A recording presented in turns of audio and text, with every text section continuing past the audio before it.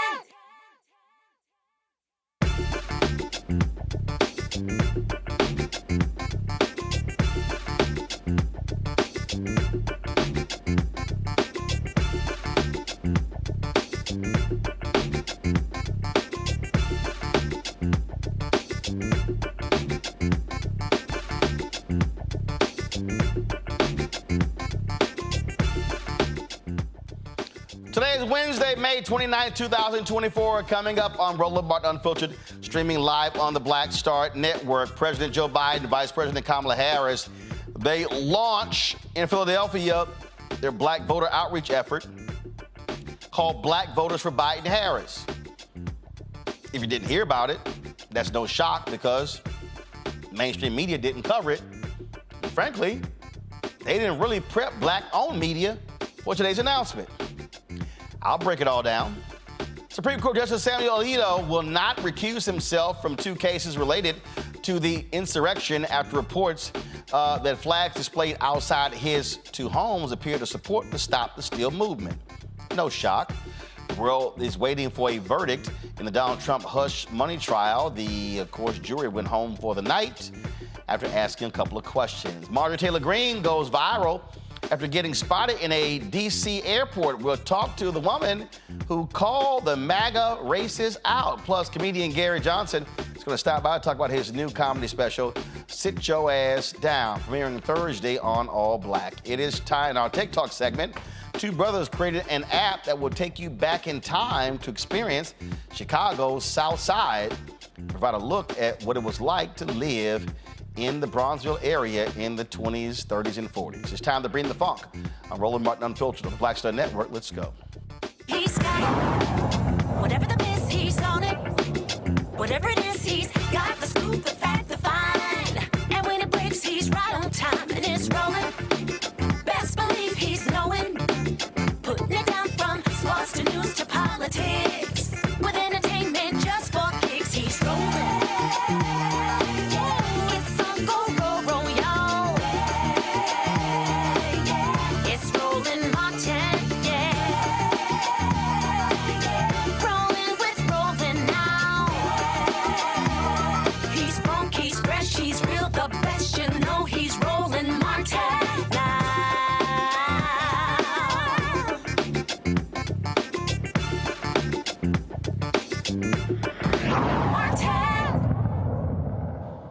President Joe Biden, Vice President Kamala Harris made a joint campaign appearance today in Philadelphia to launch their Blacks for Biden Harris. It is the outreach effort that will define this campaign over the next 5 months. The initiative comes with Biden's approval ratings among African Americans at dangerous low levels. And so we're going to be, of course, breaking this whole thing down, as we always do.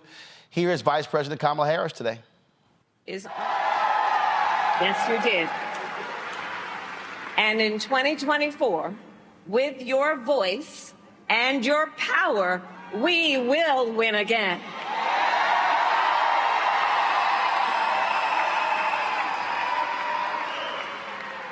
Philadelphia, in Joe Biden, we have a fighter, a leader with skill, vision, determination, and compassion. A leader who keeps his promises. As a candidate for president, Joe Biden gave his word that we would fight to address some of the biggest issues facing the Black community, and we have delivered.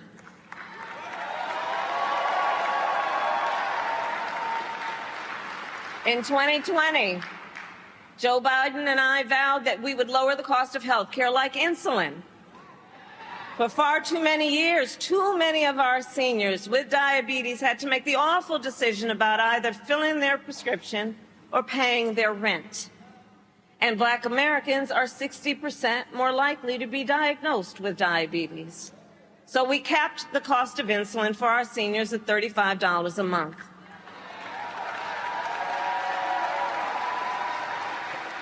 And under Joe Biden's leadership, finally, we took on Big Pharma and finally gave Medicare the power to negotiate drug prices.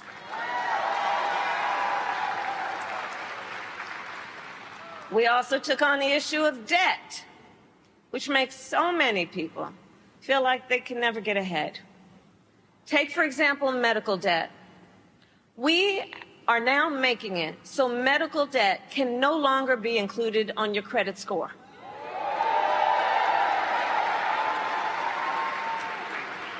So that medical debt cannot impact a person's ability to get a car loan, an apartment lease, or a home loan. In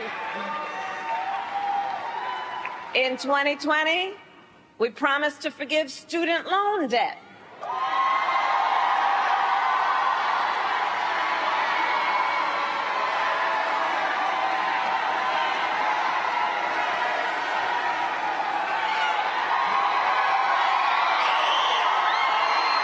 You want to see people testifying? Can I get a witness? And I'll tell you, I have a unique position as vice president to spend a lot of time with our president. And on this subject, I remember sitting in the Oval Office with our president, Joe Biden, shortly after the United States Supreme Court struck down our initial plan to forgive billions of dollars in student loan debt. A different leader, a different kind of leader, would have thrown in the towel. Not Joe Biden. Not Joe Biden. And I'm going to tell you what he said that day. I'm going to tell you what he said that day. This is not over. On the line.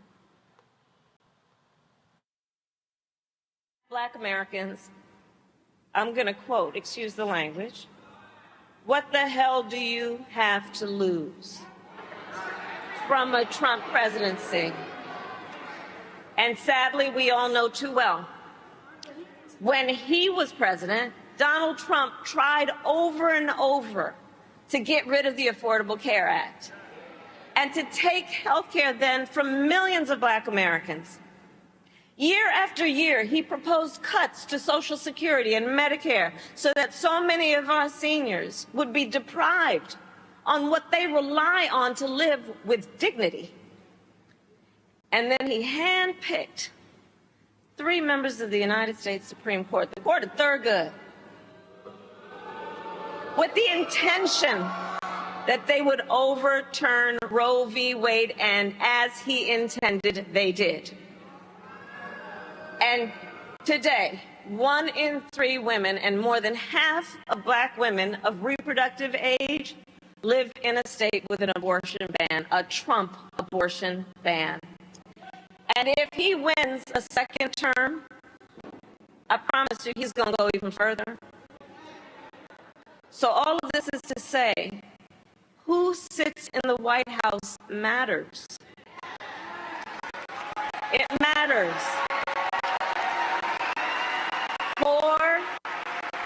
It matters for the people of the world. As vice president, I've now met with over 150 world leaders, presidents, prime ministers, chancellors, and kings. And I cannot tell you how many times one of those leaders has pulled me aside and talked about how much the world relies on us and on Joe Biden's leadership.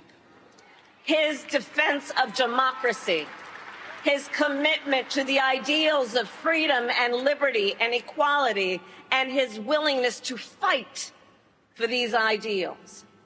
And as the people of Pennsylvania know, our president does not only know how to fight, he knows how to win. In 2020, we promised to take on the issue of the epidemic of gun violence, knowing that today in America, gun violence is the #1 cause of the death of the children of America. Not car accidents, not cancer, gun violence. We took on the issue knowing Black Americans are 10 times as likely to be the victim of gun homicide. And I'll tell you, I have personally held too many hands of mothers and fathers as I attempted to comfort them after their child was killed by gun violence. So to address this crisis, under the president's leadership, we passed the first major gun safety law in nearly 30 years. A bipartisan law to strengthen background checks. And again, I sat in the Oval Office with the president, where he sat down with Democrats and Republicans and appealed to their better selves. And that's why, for the first time in 30 years, it happened as a bipartisan deal. We created the first White House Office of Gun Violence Prevention, which I lead, and has now invested $1 billion to hire mental health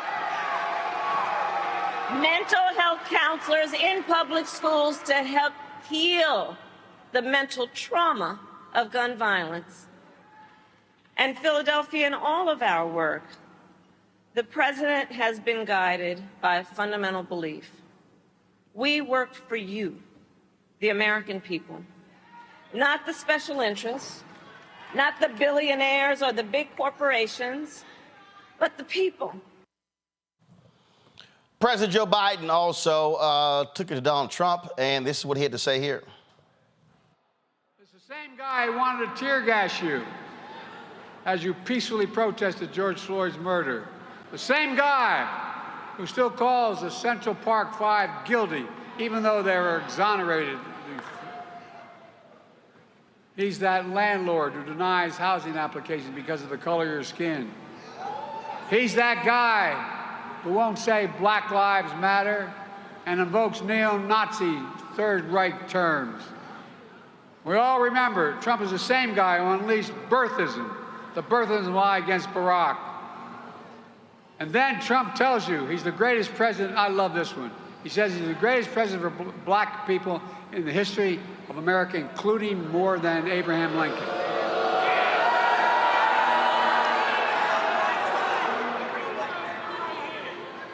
I mean, can you fathom that? Where in the hell? Like I said, I think he injected too much of that bleach in his country. I think it affected his brain. All right, folks. So the event was held today in Philadelphia, and there's several things I got to speak to, and that is, first and foremost, I don't understand how the campaign decided to have this major initiative rollout, this major rollout that was one of the most quiet kept. They had a number of people who were there, a number of black elected officials, Governor Wes Moore, Brandon Scott, the mayor of Baltimore. You had Aaron Ford, who is the, he was the, of course, the Attorney General in Nevada. So, again, I'm not understanding why a bigger deal wasn't made of this. I didn't find out about it till this morning when they sent out about 5 a.m. this directive. This is the press release right here, y'all. You see it right here. This is the media advisory from yesterday. President Biden and Vice President Harris to hold campaign event in Philadelphia, Pennsylvania. On Wednesday, May 29th, President Biden and Vice President Harris will travel to Philadelphia for a campaign event. Additional details to follow. This was sent out yesterday, let's see here, at 11:30 a.m. That was it. That's it? That's how you explain that. So you're doing this whole big rollout. Congresswoman Barbara Lee, working a phone bank there. So all these different things. Again, my thinking is, if you're rolling out this major initiative, you do it big. Any black entertainers there performing? You had 4 speakers, a young woman, you had a small business owner, the vice president, the president. That was it. And guess what? MSNBC didn't carry it live. CNN didn't carry it live. So what happened here? The reason I'm saying all of this is because this is the kind of thing that I've been talking about in terms of how do you reach black voters and how do you, in terms of what's the game plan to do so. And so I was texting several people today trying to figure out what the hell was going on, scrambling, sitting here, okay? And here's the deal. Had somebody given me a heads up yesterday, I would have driven to Philadelphia. I would have broadcast this show from Philadelphia. all those other black folks who were there, 1,000 people that rally, you would have seen their faces, heard from them. I would have had sound bites, all kind of stuff right here on Roland Martin Unfiltered. But the campaign didn't tell anybody. That makes no sense to me. It makes no sense to me. So they're going to be doing things over the next several days. Got events in Virginia. Here's my advice to the Biden-Harris campaign. Have a black media strategy to tell black people. I think in many ways, today's event was treated like it's a local event. You don't roll out a national initiative and you treat it like it's a local event. Are they going to be flooding black syndicated radio shows? I hope so.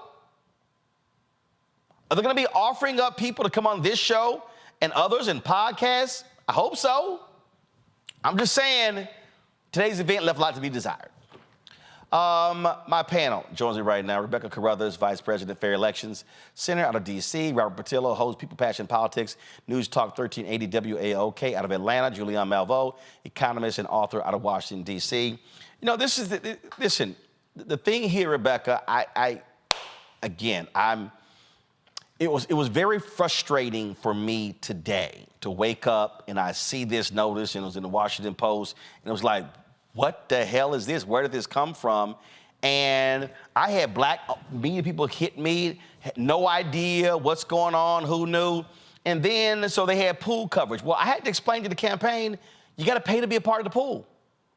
So if you don't, on the pool coverage, you don't get the video. And so it's like, I just don't get it. I just don't get what, if you're gonna roll out a national initiative, roll it out. There's a way to do it.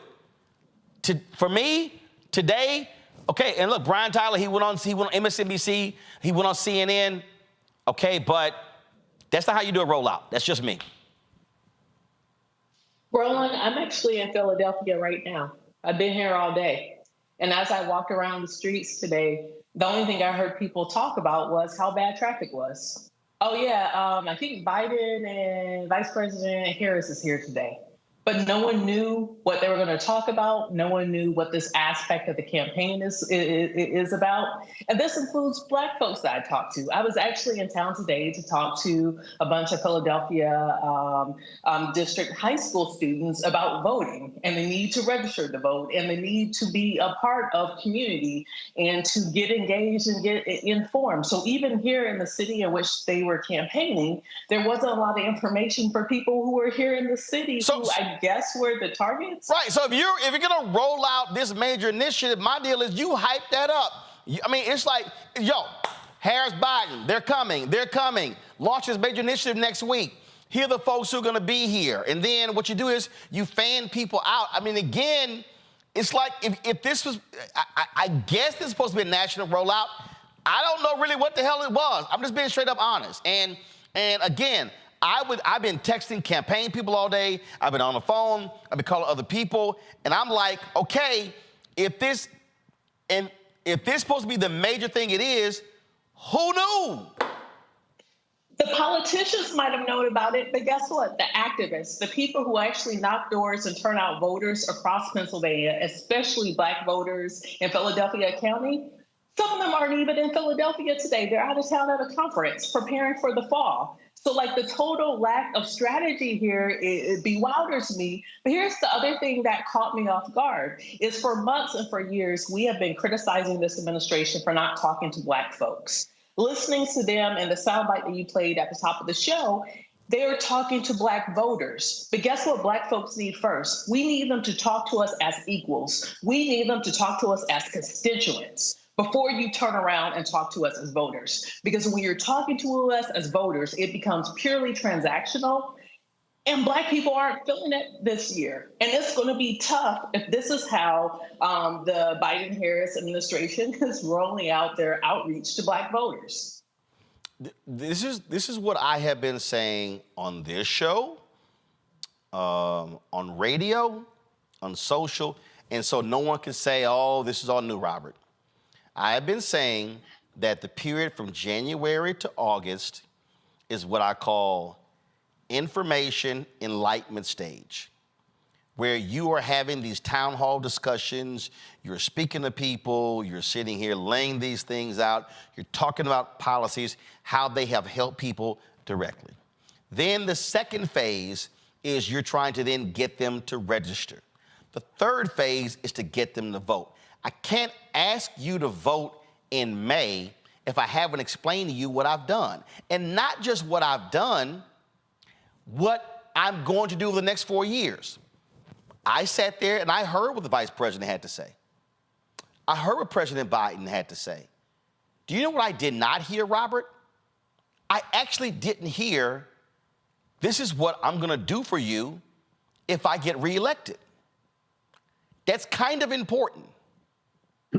You're absolutely correct, Roland. And the problem is that the Biden administration or the Biden-Harris campaign, they want national attention without having to answer actual national questions. They're so afraid that any event that they have, if they publicize it, that you'll have anti-Palestine or anti-Israeli protesters there, that you'll have people interrupting the speech, running on stage, etc., that they don't want to publicize their events. And because of that, you kind of end up in this Gordian knot where you can't push these issues as much as you want because you're running afraid of Middle Eastern policy and understanding the close connection that many African Americans have with the plight of downtrodden people in Palestine.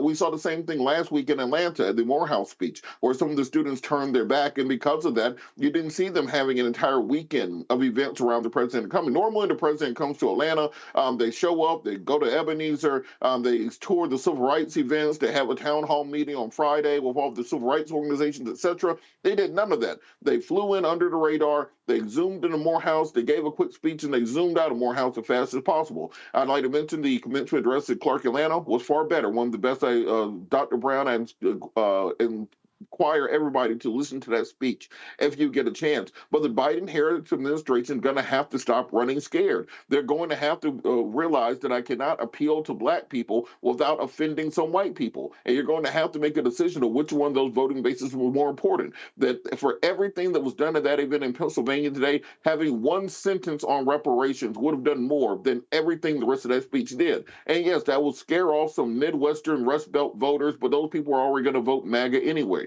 And they had one sentence in there talking about, look, we didn't get criminal justice reform done, but this is how we're going to get it done before the fall. Or we didn't get voting rights done, this is how we're going to get it done before the fall. I just saw Mike Johnson go to the White House and strike a deal on foreign aid with President Biden when they said that could never happen at all. The reason they ousted McCarthy was over this issue of federal aid, foreign aid to Israel and Ukraine and Taiwan, etc., and they got it done. So don't tell me you can't negotiate on voting rights. Don't tell me you can't negotiate on criminal justice reform. So their message is falling on deaf ears, and they need to take all the black folks they got in that room in the White House making these black policies and just show them out the door. Bring Roland and some more folks in who really know how to talk to these communities. You're going to have to get on Black AM radio. You're going to have to get in and not just go on the Breakfast Club because you think that talks to the most people. You're going to have difficult conversations with the black community about what hasn't gotten done and what's going to need to get done. But if you just want these self-aggrandizing and campaign stops where you have no questions and you play flowery music, you're going to continue to see those numbers drop. I don't see a turnaround coming anytime soon. Julian, let me be perfectly clear. Do I believe there needs to be a concerted effort to reach black voters? The answer is yes. Do I believe that what the vice president has been doing when she's been traveling, she went to Atlanta, she was in Detroit, they're planning other stops talking about economic policies? The answer is yes. But I also think it has to be different. I thought in Detroit, in Atlanta, there was Q&A with the guys with Earn Your Leisure. In Detroit, it was a traditional speech. In Milwaukee, it was a Q&A with D.L. Hughley. To me, though, I think they should be town hall conversations. I think there should be questions from a variety of people, again, talking about economic issues. I believe that, again, if you're going to have, and again, I'm sitting here looking at Twitter, and I'm looking at all of these different black elected officials who were there. You've got the Attorney General from Nevada, criminal justice issues, the governor of Maryland, the mayor of Baltimore, and other black mayors as well. And I'm just sitting here going, okay, great. That was a rally there that lasted 39 minutes. We live streamed it. 2 speakers, president and vice president. Okay, what else was there? Again, if this was the big national rollout, I'm sorry. It was like hot air being let out of a balloon because folk didn't know. This is just me. If I'm gonna have a national rollout of Blacks for Biden-Harris, it was at 2 p.m. What I'm gonna do, I'm gonna say, okay, what Black syndicated radio show host is in afternoon drive time? That's D.L. Hughley. Hey, D.L., we want you broadcasting your show from the site of the rally. So when the rally is over, we're gonna take a lot of these officials and we're gonna walk them right over to you and have them on your show. That's how I'm gonna do it. I'm gonna sit here and say, I want other, if there are any radio talk show hosts who are in drive, look, Karen Hunter's show is in the afternoon, around the same afternoon, even the same time. I'm gonna have her there as well. Again, I'm actually trying to make this thing a big thing. That's what I'm doing. I'm sitting here thinking about Black podcasters. I'm thinking about Black digital shows. I'm thinking about Black influencers on social media. That's what I'm doing. I'm sorry. I didn't feel any of this. And I'm just like, and again, I was a little pissed this morning because I had no idea it was even happening. And I was like, and again, it's 2 hours down the road. I mean, I made clear, if they had said anything, I would be doing this show right now from Philadelphia, and even if it wasn't at that location, I would be at some Black location, and I would have Black folks from Philadelphia, activists and others on the air. Roland, you would see interviews. You would see interviews right now. One of the clumsiest rollouts. You would see. Hold on. You would see interviews. You would see interviews of Wes Moore, of Brandon Scott, the other Black mayors, of Aaron Ford. You will see all of that. That, to me, you've got to plan that stuff out to get maximum effect. The cable networks totally ignored it. And so I guarantee you, by this time tomorrow, if they look back and look at the coverage, you're going to literally see about that much coverage because, frankly, it wasn't rolled out properly. Well, Roland, what I'm seeing is, first of all, I want to say something to Robert. I want to just say, congratulations, brother. You did a good job, and you keep it going. We appreciate your run. You did appreciate it. So I just want to say that to you while we're sitting here together. You my brother from Rainbow, and I appreciate you so much. That one is one of the clumsiest rollouts that I have ever seen. Clumsy, MF clumsy. Why be so clumsy? This is news. Meanwhile, the orange man is taking up the space of the world. Forgive me for wearing orange today. It is my favorite color, but whatever. But he's taking up all the space of the world. This could have been huge. It's not huge because they didn't call Roland Martin. They didn't call Karen Hunter. They didn't call anybody. They're sitting there underground in Philly like they ashamed of themselves. They shouldn't be ashamed of themselves. This is why Biden is going to have a very hard time winning. They have to thump themselves on the chest. They have to say, this is what we're doing. It's insufficient to go to Morehouse and then, as Robert said, then hide. You go there, you give a great speech, but then you run and hide. It's insufficient there's so many things that are just so insufficient. But President Biden should have had a meeting with Dr. Daniel Black, who was the commencement speaker at Clark Atlanta, who brought it. He should have had a one-on-one with him, a photo with him, something like that. He is running from his base, and in running from his base, others are running toward the orange man. This is just absurd. And I mean, you've nailed it. You put yourself out there, Roland, in so many ways to say, let's get this work done. But we've got a president who seems to be afraid of his own shadow. And it's wrong. And then our vice president, we love her, of course, we love her, but she doesn't have the bandwidth because she has to report to the president to do what she needs to do. So what we have happening here is a president who's done very good work, Very good work. The economy is doing okay. I'm not going to give it an A+, but maybe a B-. But considering the economy is doing okay, other things are doing okay, but guess what? The president is not holding his own. And he cannot be afraid of Black people. He simply can't. And he can't be afraid of the Middle Eastern issue. Everybody's not going to agree with him, but people respect him. Well, he can't run from it. You can't run and you can't hide. I guess what, first of all, let me do this here. Let me go to a break and we'll come back. Because I'm going to give everybody examples of what I'm talking about here in terms of how I believe rollout has to happen, how you message, and how you're trying to appeal to Black voters. I'm going to deal with that when we come back. Roland Martin Unfiltered on the Black Star Network.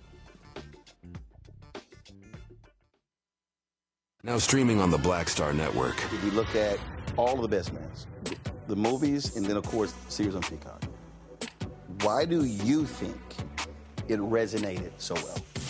Well, I think it's a reflection of us. You know, I think it's a reflection of authentic Black people, the way they see themselves. And in some instances, aspirationally so.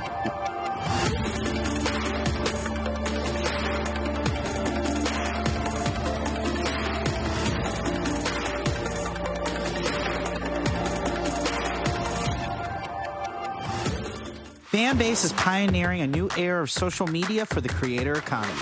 This next generation social media app with over 600,000 users is raising $17 million, and now is your chance to invest. For details on how to invest, visit startengine.com/fanbase or scan the QR code. Another way we're giving you the freedom to be you without limits. What's up, everybody? It's your girl, Latasha from the A. And you're watching Roland Martin Unfiltered.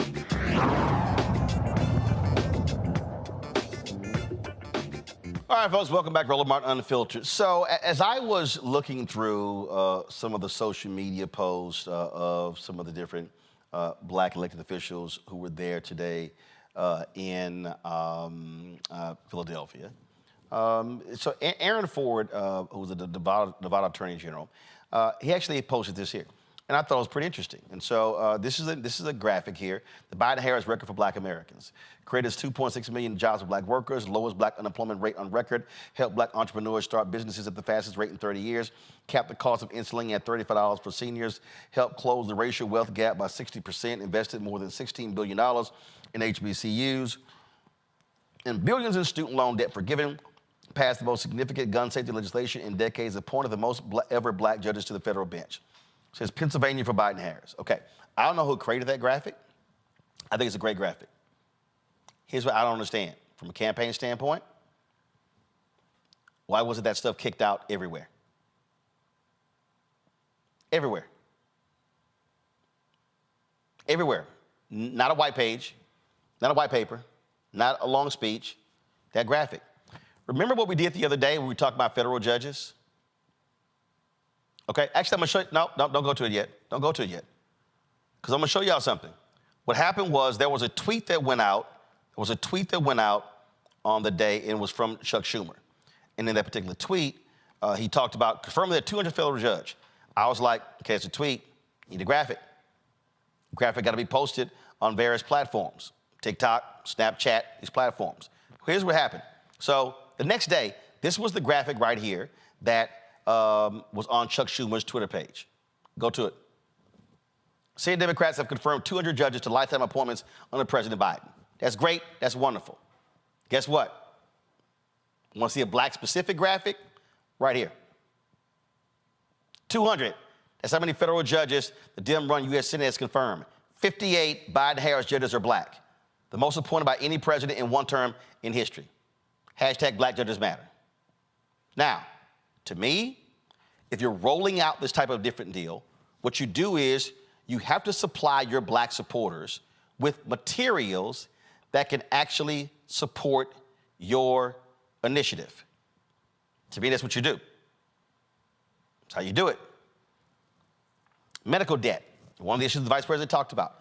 All I'm saying is this rollout should have been far more robust. It should have been robust. In fact, if you're going to send campaign people this morning on MSNBC, CNN, you should have folks on every black syndicated radio show. Steve Harvey, Breakfast Club, Ricky Smiley, Erica Campbell, on and on and on. Should have been on all of them. So what is frustrating to me is that if you're going to do it, go big. Go big. They're talking about rolling out an 8-figure investment. Okay, where? Where are you spending the money? What platforms? Black targeted, black owned, mainstream. Which one? And as I said very clearly, they weren't covered today they were not covered by mainstream media. I actually posted a tweet on that. They didn't cover it. So again, you did a campaign event. What did you get out of it? If mainstream media skipped it, got it, what did you get out of the event? That's all I'm saying here. Because you have to combat the misinformation and you have to make it plain to people. God rest his soul. But Joe Madison would always say, put it where the ghost can get it. And that means you've got to actually do that. I called the folks at NNPA. They weren't aware of this event today. I talked to them directly. Several black radio people called me. They had no idea about the events today. There was media in Pennsylvania, black media in Pennsylvania, who wasn't aware about the events today. I'm just simply saying. And so I say, fine, you had the rollout. There has to be a very clear strategy, Rebecca, when it comes to between now and again. What are you doing? This is the end of May. So what is your plan in June? What is your plan in July? What is your plan leading up to the convention in August? And then what's the plan in September and October? It has to be different. And so who's at your disposal? How are you using people? How are you sending out various surrogates? Again, if I am Biden-Harris, if I am them, you know what I'm doing? I'm sitting here going, okay, you know what? I want to see town or city-specific town hall conversations discussing policies. Mayor Brandon Scott, I need, in the major battleground, I need them happening in these cities, in these states. Because if I'm doing it in Baltimore, I'm not just helping Biden-Harris, I'm also helping Angela Alsobrooks. If I'm doing this in other states, I'm helping different candidates. So again, that's just me, that's just how I see it. Hey, maybe I'm wrong, just my thoughts. You know, Roland, my other concern is that there was some news that came out yesterday that also surprised a lot of people. It came out that Biden and Harris will accept the nomination virtually instead of at the DNC in Chicago. And it was unclear, hey, are you doing this because of the protests? But then later on, we saw reports saying, hey, they have to do this in order to officially be on the ballot in Ohio. So the issue is those of us who are very engaged in the 2024 elections, we're not even getting the information that we should be getting, much less the general public. And so even to the point that I was making earlier is that whatever rollout that you choose to do, you better talk to Black folks as Black people. You better talk to Black folks as equals. You can't just talk to them transactionally as voters, but you need to talk to them as constituents that you are accountable to. The language that I heard today was, well, Black voters, we need you to turn out again and save democracy. We need you to turn out again and make sure that Trump doesn't bring in Project 2025. I hear that. I understand that argument, but it's also tone deaf. Hey, Black folks, hey, constituents, hold me accountable with what I said I was going to do. I'm going to talk about the things I have done. I'm going to acknowledge the things I have not done. And then I will tell you the plan for how I would do this if I get reelected in November. That's the type of conversation that you have when you respect people and you view people as equals. But to show up and do things transactionally, it doesn't feel good. It doesn't feel good because it's not good. And even to your point, thinking through a local media, hey, Patty Jackson is well known, a Black radio host, very well known in Philadelphia. I didn't hear her talking about this. I didn't see her as one of the people who introduced Vice President Harris. There's so many small things that you do when you show up in a campaign, in a community. And if you don't do those small things, you're not being authentic to the very voters that you're trying to reach out to. And so there's a lack of authenticity here that if the Biden-Harris campaign, if they don't get it under control in the next couple of weeks, I am afraid they are not going to win re-election in the fall. And that's just full out point blank. I know that there's a small handful of folks that President Biden listens to. They're going to cause you to lose your re-election campaign if you keep listening to them because they're not being very helpful. They're not giving you good wisdom and good advice. That's going to ultimately make you victorious in November. Robert, that was a great scene in the movie The West Wing. The script star of the television show The West Wing. And there was a Latino leader who happened to be sitting courtside with a prominent Democrat, courtside of the basketball game. And the staff was like, what the hell? What is this guy doing? And this Democratic candidate was thinking about running against President Bartlett, played by Martin Sheen. So they hit the Latino leader, and he came to the White House. So they started telling him, we gave you this, this, this, this. And he then said, that was the last election. What do I get now? So when I talk about what are you doing now, they have to articulate a forward-thinking agenda. And so it can't just be, we're going to get voting reform, we're going to get a criminal justice reform, but you told me that 4 years ago. And so that's the other thing. They have to articulate a forward agenda. I don't care if the slogan's called finish the job, whatever it is, but it has to be a forward-thinking agenda. What I am seeing right now, and again, let me be real clear, I've been paying a lot of attention. What I'm seeing and hearing a lot is, we did this, we did this, we did this, which is all stuff that you have to say. But you also have to articulate, but this is what I'm going to do for you if you give me 4 more years.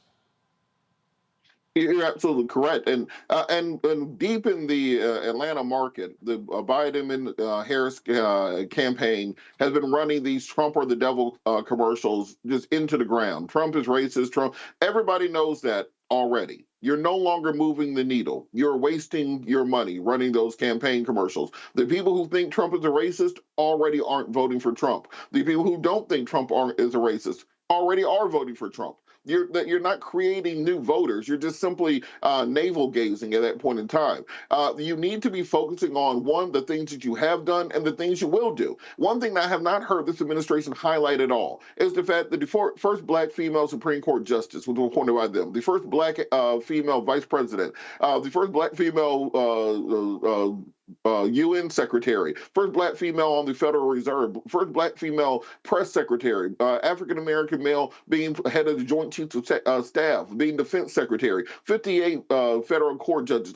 I will create a commercial of just Joe Biden shaking the hands of all the prominent African-Americans that he has appointed, and then having him standing there saying that I've done this thus far, and this is what the agenda will be going forward. All the way down the HUD secretary, down the line. If you can put Pete Buttigieg on television, you can take all of those appointees that Joe Biden has had and push them out nationwide to every, not just syndicated, every local Black talk radio station and podcast around the country. If you notice with former President Trump, he will go on any podcast, he will go on any radio show, he will show up at any event, he will answer any question, he will talk to the voters because he's not afraid of his voters. President Biden has has to stop running afraid, because he seems to be more intimidated by Benjamin Netanyahu than he is by the entirety of the black community. As long as he runs on a campaign of being afraid and not wanting to answer the tough questions, well, you're not going to see any movement happening. And everything they said in that speech in Philadelphia, I can see the eye rolls and the groans taking place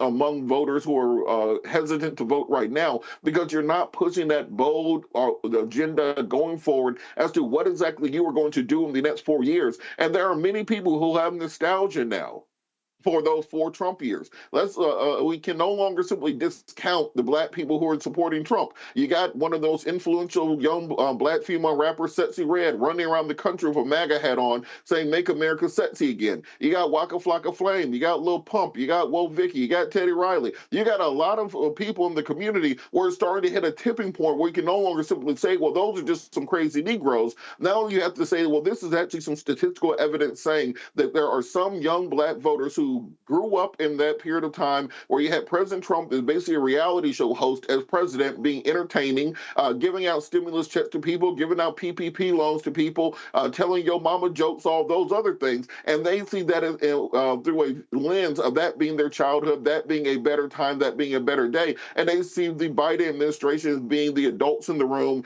paying the bills, keeping us out of wars, being boring. And you have to realize you have to message to those folks, because that's a new generation of voters. They're not tied down to the traditions of the black community. They're forging an entirely new future based on their own lived experience. And if you don't recognize that and address that, you're going to fall behind. So here's the thing, as I look at this, Julian, and again, I was just sitting here thinking about imagery. I was thinking about the couch. Mm-hmm. And again, now some would say, oh, you're playing fear. I would actually lean to the couch. And I would say, this is how I would do it. I would say, you pissed off about the Dobbs decision? Yeah. That's because a lot of people stayed on the couch in 2016. Mm-hmm. Are you mad about affirmative action being overturned? Yeah. Mm-hmm. That's because a lot of people stayed on the couch in 2016. Are you upset with it? That's the couch. Mm-hmm. I would make, here's the deal, and this is the crazy thing. They have a story to tell. I'm going to say this, and for the life of me, I have no idea why this White House and why the campaign doesn't do this here. This has been the most active civil rights division of the Department of Justice since Robert Kennedy was the Attorney General. They have put wardens in jail, jailers in jail, cops in jail, hate crime convictions. They've tackled redlining, on and on and on. They never talk about it. You did not get the George Floyd Justice Act. Got it. But you have a DOJ that is actually being aggressive in dealing with criminal justice reform. How do you not talk about it? What they've done is they've created this whole notion that no, we gotta create this wall between DOJ and the White House. Yeah, but you don't build a 30-foot wall to keep yourself out. You can't. They can literally say, Biden could stand there and say, under my Department of Justice, there are 10 patterns and practices, investigations of police department when it comes to police brutality, the treatment of American citizens. There was one under Donald Trump. Really? Hold on, I'm not done.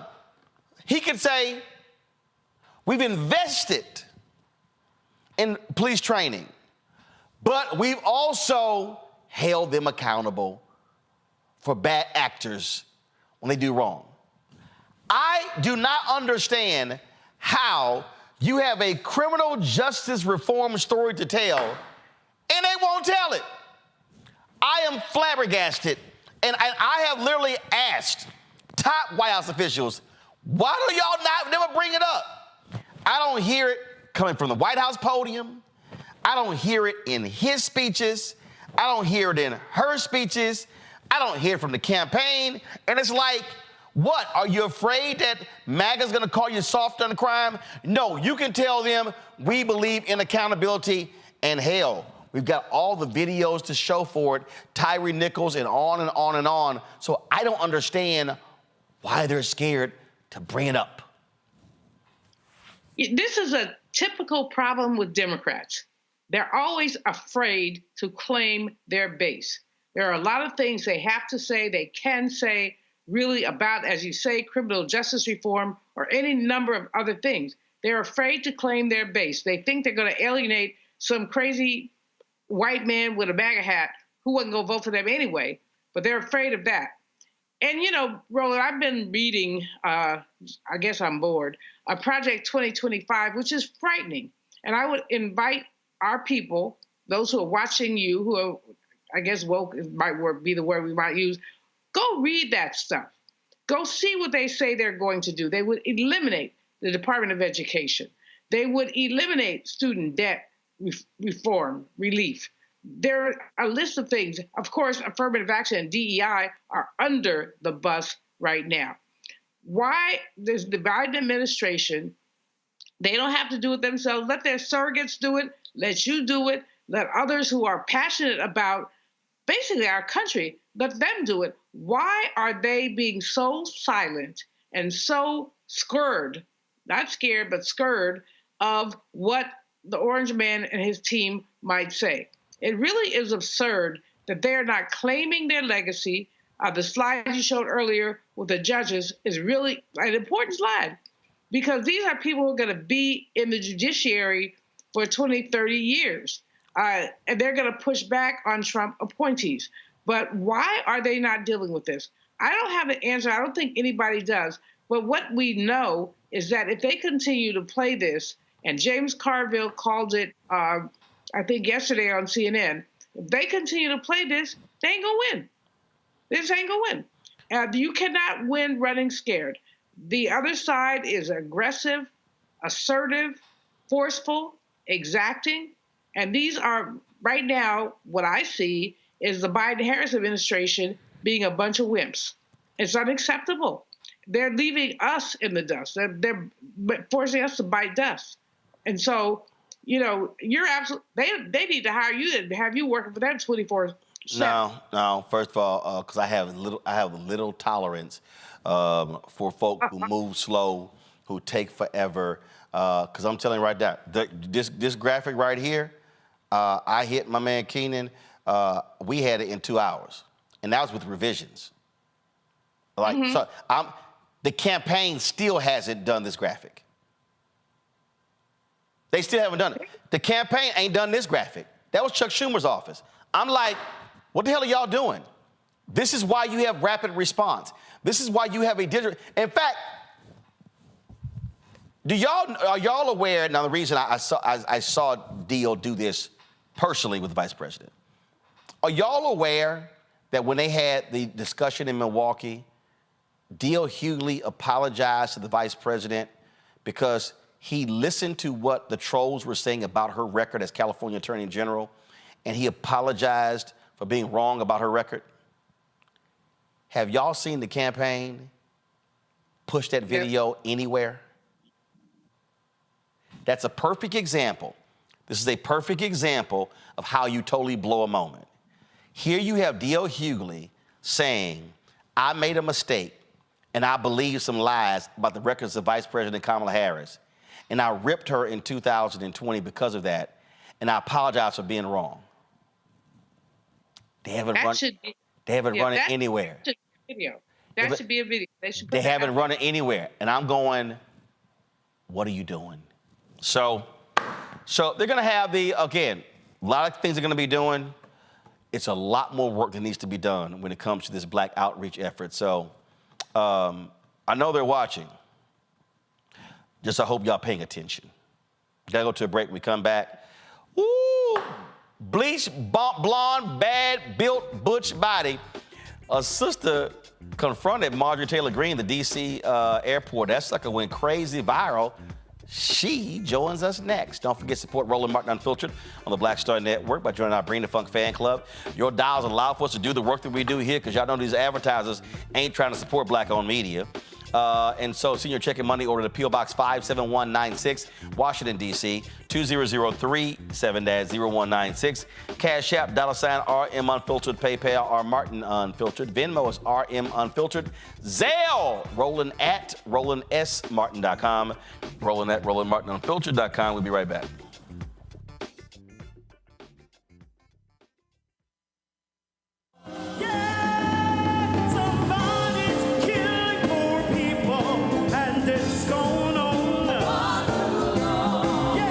COVID happened, poor people were dying at a rate already of 800 people a day. Before COVID, if you went to a funeral every single day, it would take you 600 years to attend all the funerals of the people who will die from the ravages of policy violence, poverty, and low wages in America in just 1 year. It would take you 2 years and 19 days to go to all of the funerals of the people that will die today, and oftentimes silence.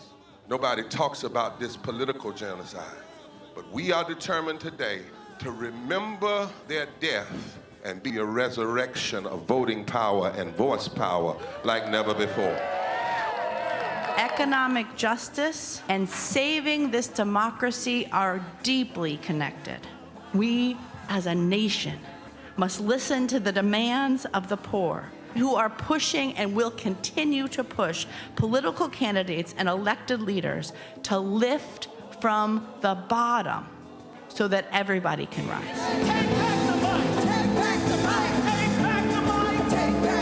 We are the poor, the marginalized, and the underpaid. And we are taking one step forward to say that everybody has a right to live. Poverty is not the fault of those who are impoverished. It is caused by those who make the policy. There are over 135 million poor and low-wage, low-income people in this nation. The biggest block of potential voters by far is low-income, low-wage voters. I can't afford medicine. Sometimes I have to skip because of the cost. The farm worker community is tired of the violence imposed upon us by greed, exclusion, and denial of basic human rights. Those folk that represented by that casket, poor and low-wage workers who are the most moral people in this country because they go to work every day believing, even though going to work is hazardous to their health. I'm tired of working 70 to 80 hours a week and still not have money for the necessity of bills. I'm tired of getting sick and not being able to go see the doctor, having to make a choice to pay between rent or the light bill or food or clothes. You cannot claim to care about families and a culture of life and then do everything in your power to rob people of equal access to resources and to force them to live in poverty. Leadership of both parties have waged war on poor people and low-wage workers. And this government has treated people experiencing poverty, including their military families, with disdainful, deliberate, malicious neglect. So the truth is that my son died from poverty. We refuse to accept poverty as the fourth leading cause of death. The fourth leading cause of death in this, the richest country in the world. We march today for our children and the generations to come. And we need to do it with the loudest voices possible, the biggest actions possible. We will voice our demands and register our vote. When we stand up and when we stand together, things change. There is the electorate that is, and then there is the electorate that should be. 34 million eligible poor and low-income voters did not vote in 2016. If just 20% of those voters in swing states were mobilized around an agenda, they could change the political outcome of every election. So we're launching the most massive voter mobilization and turnout campaign in history of poor and low-wage voters, allies, and religious leaders. People are dying, but we know it doesn't have to be this way.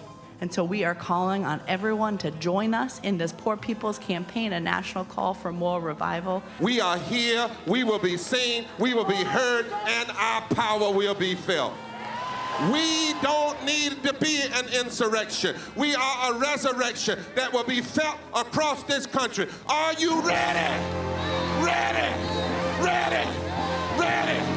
We are a resurrection, and we are ready.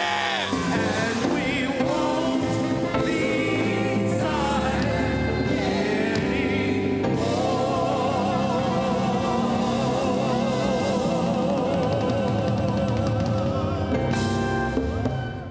Me, Sherry Shepard, with Sammy Roman. I'm Dr. Robin B., pharmacist and fitness coach, and you're watching Roland Martin Unfiltered.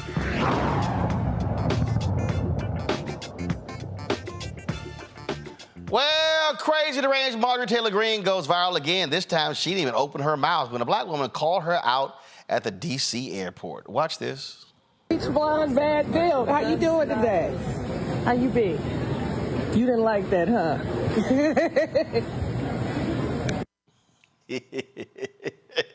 Roll that again.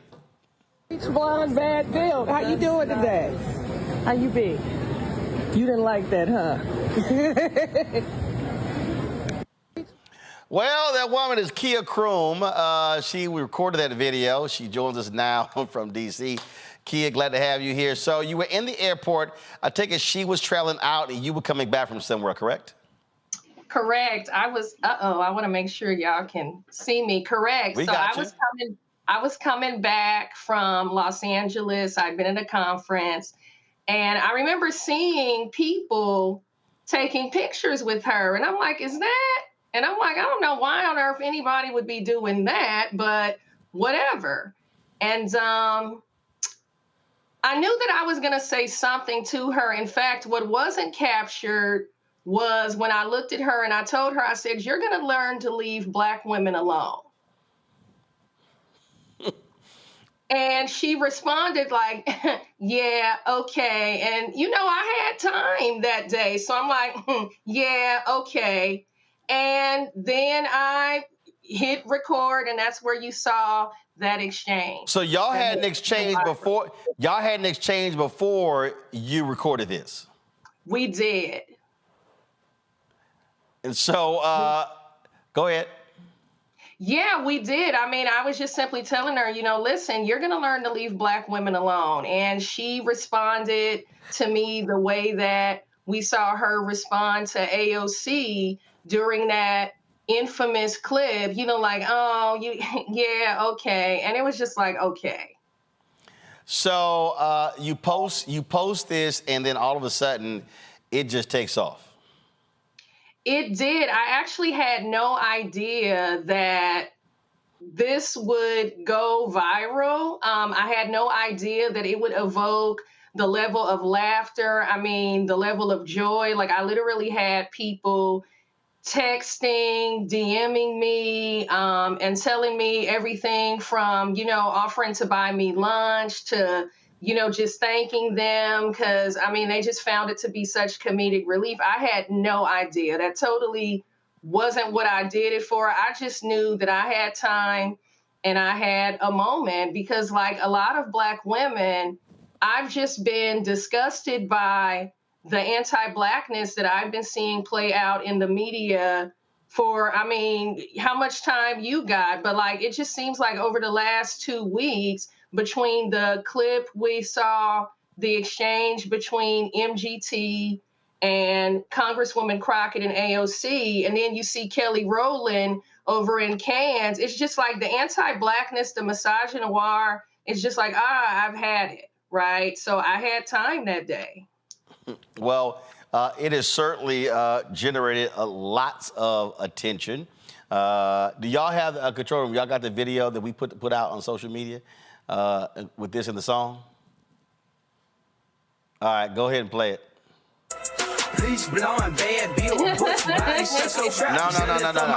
No. Keenan put out on social media. He used her clip. Y'all kill that. On social media, Keenan posted the clip of Kroom with her. It was hilarious. Hold on, let me see if I can find it. Because I saw it, I said, oh, this is just too much right here. And it's gotten probably, let's see here. All right, check it out. Let's see. So I'm looking for the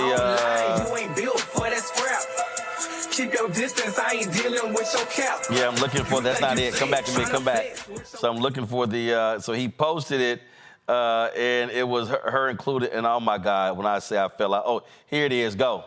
Bad Bill, how you doing today? How you be? You didn't like that, huh? Bad Bill, butch body, so trap, jealous of my style, cause you know I got that snap. Oh, that was just too much. And again, you see right here, oh my God, we got more than 2,200 comments. Almost 24,000 folks have liked it. Just flat out hilarious. Questions from the panel. Robert, you first. At that moment, you talked about the attacks on black women, and we've discussed that ad nauseum on this show, whether it's Marilyn Mosby, whether it's Fonnie Willis, whether it's Keisha Lance Bottoms, Lori Lightfoot, Mary Cantrell, Marianne Bowser, on down the line. What do you think could be the instructive nature of this moment with Jasmine Crockett, where we simply decide, instead of playing by their rules and playing by these genteel games, actually just simply respond to them in kind? Yeah, I mean, I'm just gonna be honest, like under ordinary circumstances, I'm a sweetheart. I'm probably the sweetest person you could ever meet in life. And yet I'm tired. And I mean, I don't know if because come on now. You calling yourself sweet. I am. You know. Come on now. If you wanted it here. Come on, kid. Really sweet, sweet people ain't that petty. Like, I know I'm petty. I know I'm petty. I had time that day, but here's the deal.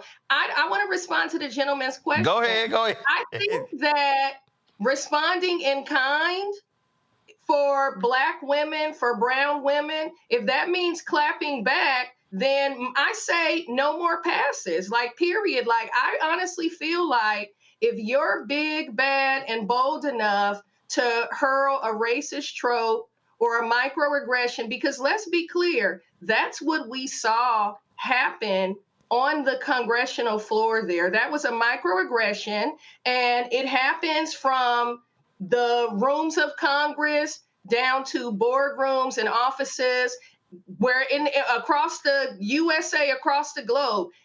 I'm of the mind at this point that in kind, if you're big, bad, and bold enough to hurl a trope, you're big, bad, and bold enough to get it right back dug in your face. You know what I mean? And that's just where I'm at, because I think that it's taken as passivity. I don't know if it's taken as passivity. What I see a lot of women of color, black women doing when attacked, because when you're attacked, especially in a public discourse like that, it's very like disorienting. And I don't know how Congresswoman Crockett, like, I commend her for holding her composure. Like, I saw, a little like, and like, she said, ain't nothing, about me, or whatever she was saying in that moment. But I can't imagine how humiliating that had to feel at that point in time. So you know what?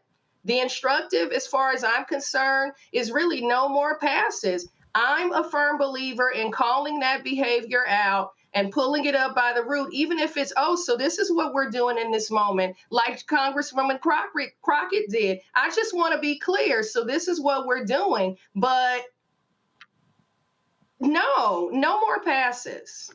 It's just too much.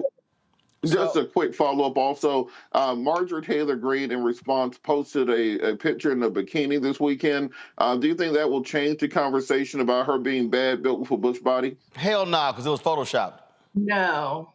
And somebody dared to comment, she would beat your butt or something like that. And I'm like, okay, I don't throw hands. I deal with lawyers and I'm not going to say, but listen, I'm not going to throw hands with her. Too many people in my family depends on me and rely on me to find myself in some fisticuffs, as my grandmother would say, with somebody. Like, I don't even have anything for that, but absolutely not.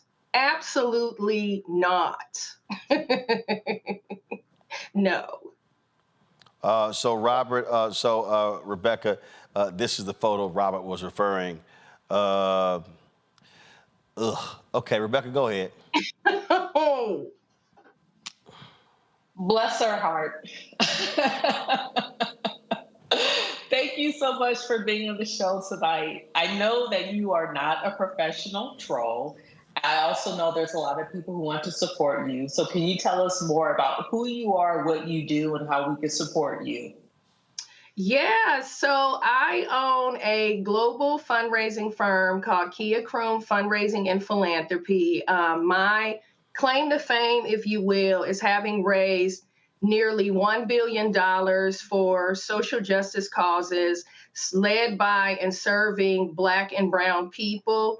And I mean, I love it. I meet some of the most incredible Black women, brown women you could ever imagine, women that are really on the front lines trying to affect social change and fight structural inequities, which is, I think, why, you know, that moment we witnessed struck me so much, because I look at it this way.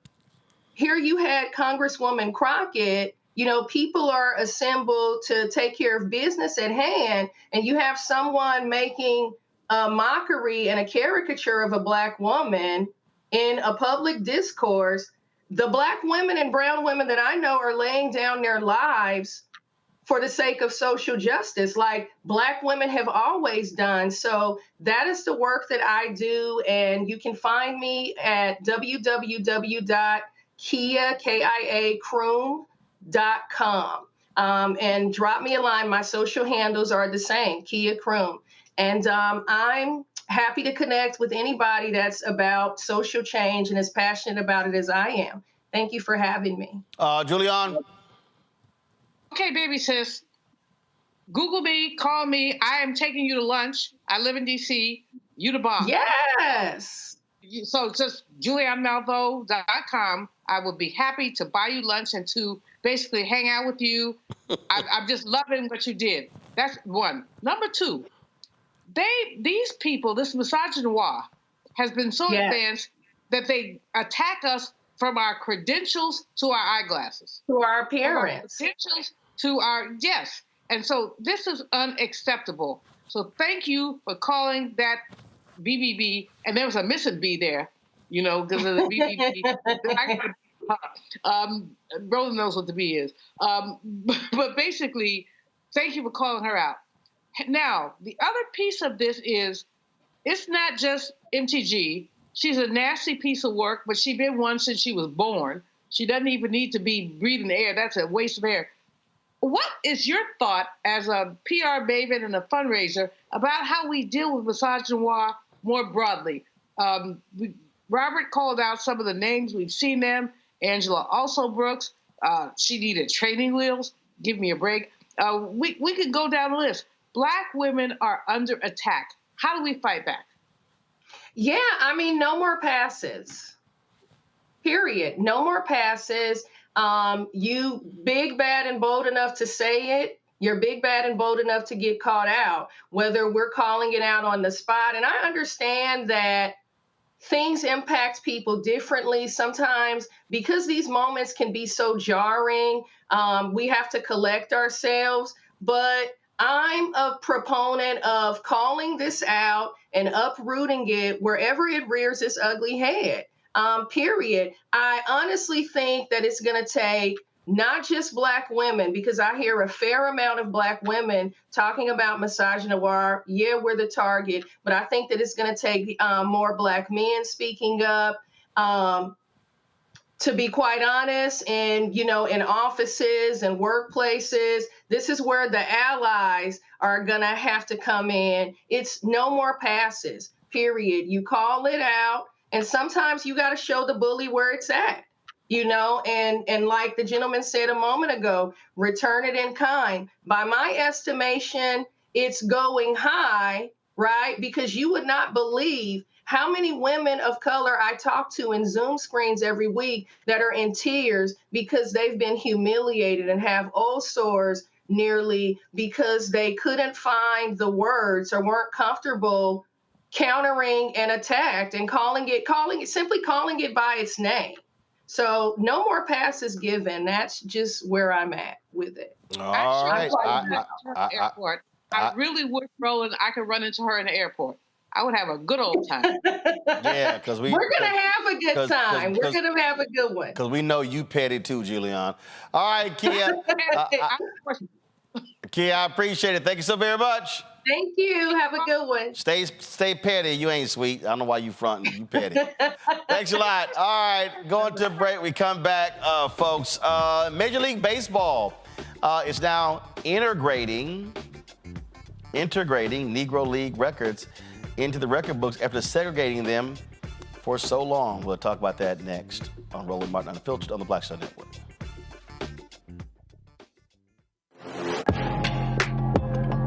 A lot of y'all have been asking me about the pocket squares that we have available on our website. You see me rocking the Shibori pocket square right here. It's all about looking different. Now look, summertime is coming up. Y'all know, I keep trying to tell fellas, change your look, please. You can't wear athletic shoes every damn wear. So if you're putting on linen suits, if you're putting on some summer suits, have a whole different look. The reason I like this particular pocket square, the Shibori, is because it's sort of like a flower and looks pretty cool here versus the traditional boring silk pocket squares. But also I like being a little different as well. So this is why we have these custom-made feather pocket squares on the website as well. My sister actually designed these after a few years ago. I was in this battle with Steve Harvey at Essence, and I saw this at a St. Jude fundraiser. I saw this feather pocket square, and I said, well, I got some ideas. So I hit her, and she sent me about 30 different ones.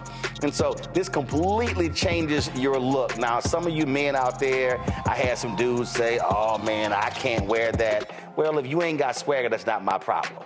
But if you're looking for something different to spruce up your look, fellas, ladies, if y'all looking to get your man a good gift, I've run into brothers all across the country with the feather pocket squares saying, see, check mine out. And so it's always good to see them. And so this is what you do. Go to RolandSMartin.com/pocket squares.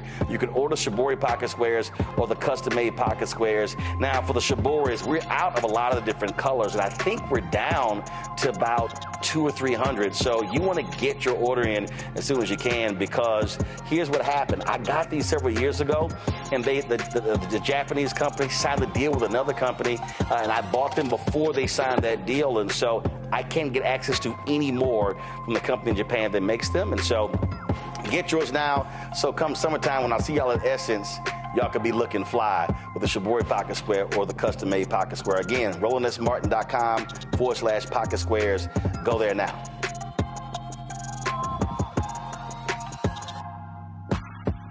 Next on the Black Table with me, Greg Carr. Brown versus the Board of Education. The history books call it the court decision that ended racial segregation in American schools. But a brand new book, Jim Crow's Pink Slip, uncovers a devastating unintended consequence of that 1954 Supreme Court decision.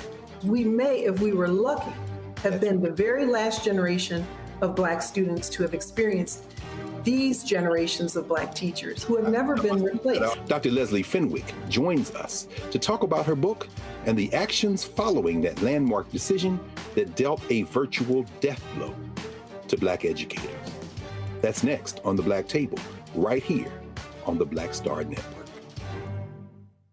On the next A Balanced Life with Dr. Jackie, we're talking all things mental health and how helping others can help you. We all have moments where we have struggles, and on this week's show, our guests demonstrate how helping others can also help you. Why you should never stop giving and serving others on the next A Balanced Life here on Black Star Network. Hey, it's John Murray, the executive producer of the new Sherry Shepherd Talk Show. You're watching Roland Martin Unfiltered.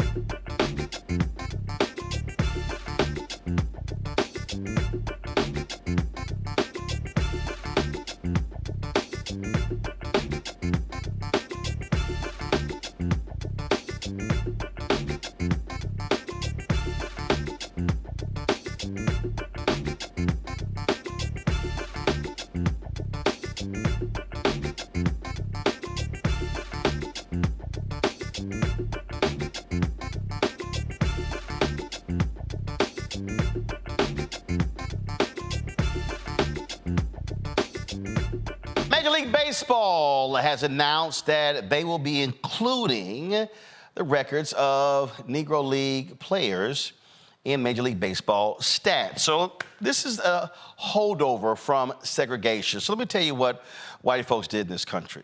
This is not just with not in Major League Baseball. So you had two systems in this country due to Jim Crow. You had white sports, you had black sports. And so Major League Baseball was in many ways the same way. Purposely denying black people to play in Major League Baseball until Jackie Robinson joined the Dodgers in 1947. So I'll give another example. So I'm from Houston. So the black schools, I'm a graduate of Jackie Hayes High School. We won several PVIL championships. It's called the Prairie View Interscholastic League. That's where the black schools played. Yet when there was a merger with the University Interscholastic League, UIL, the white folks said, oh, our records are more pristine. They are more clean than the PVIL. So the PVIL records in Texas were not included in the UIL. So when you see these UIL records today, understand all of those great black athletes in Texas, those records are not included in the stats today.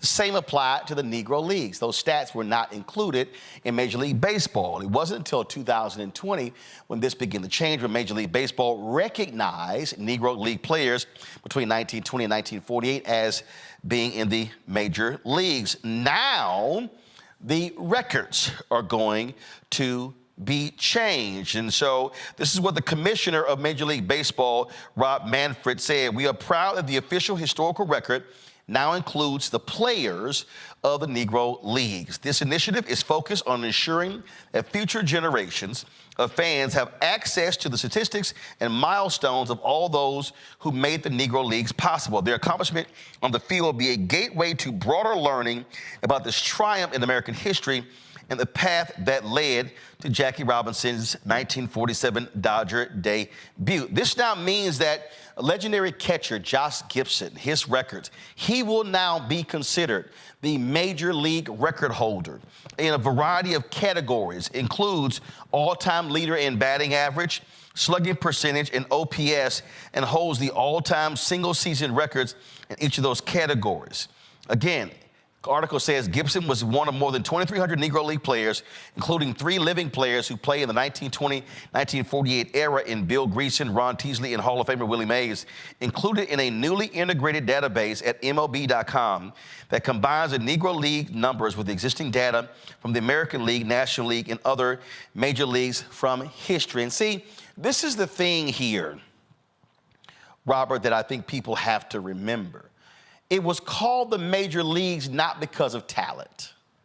It was because it was white, because they had more money, better stadiums, better lighting, better uniforms, better food, better travel, because white folks had money.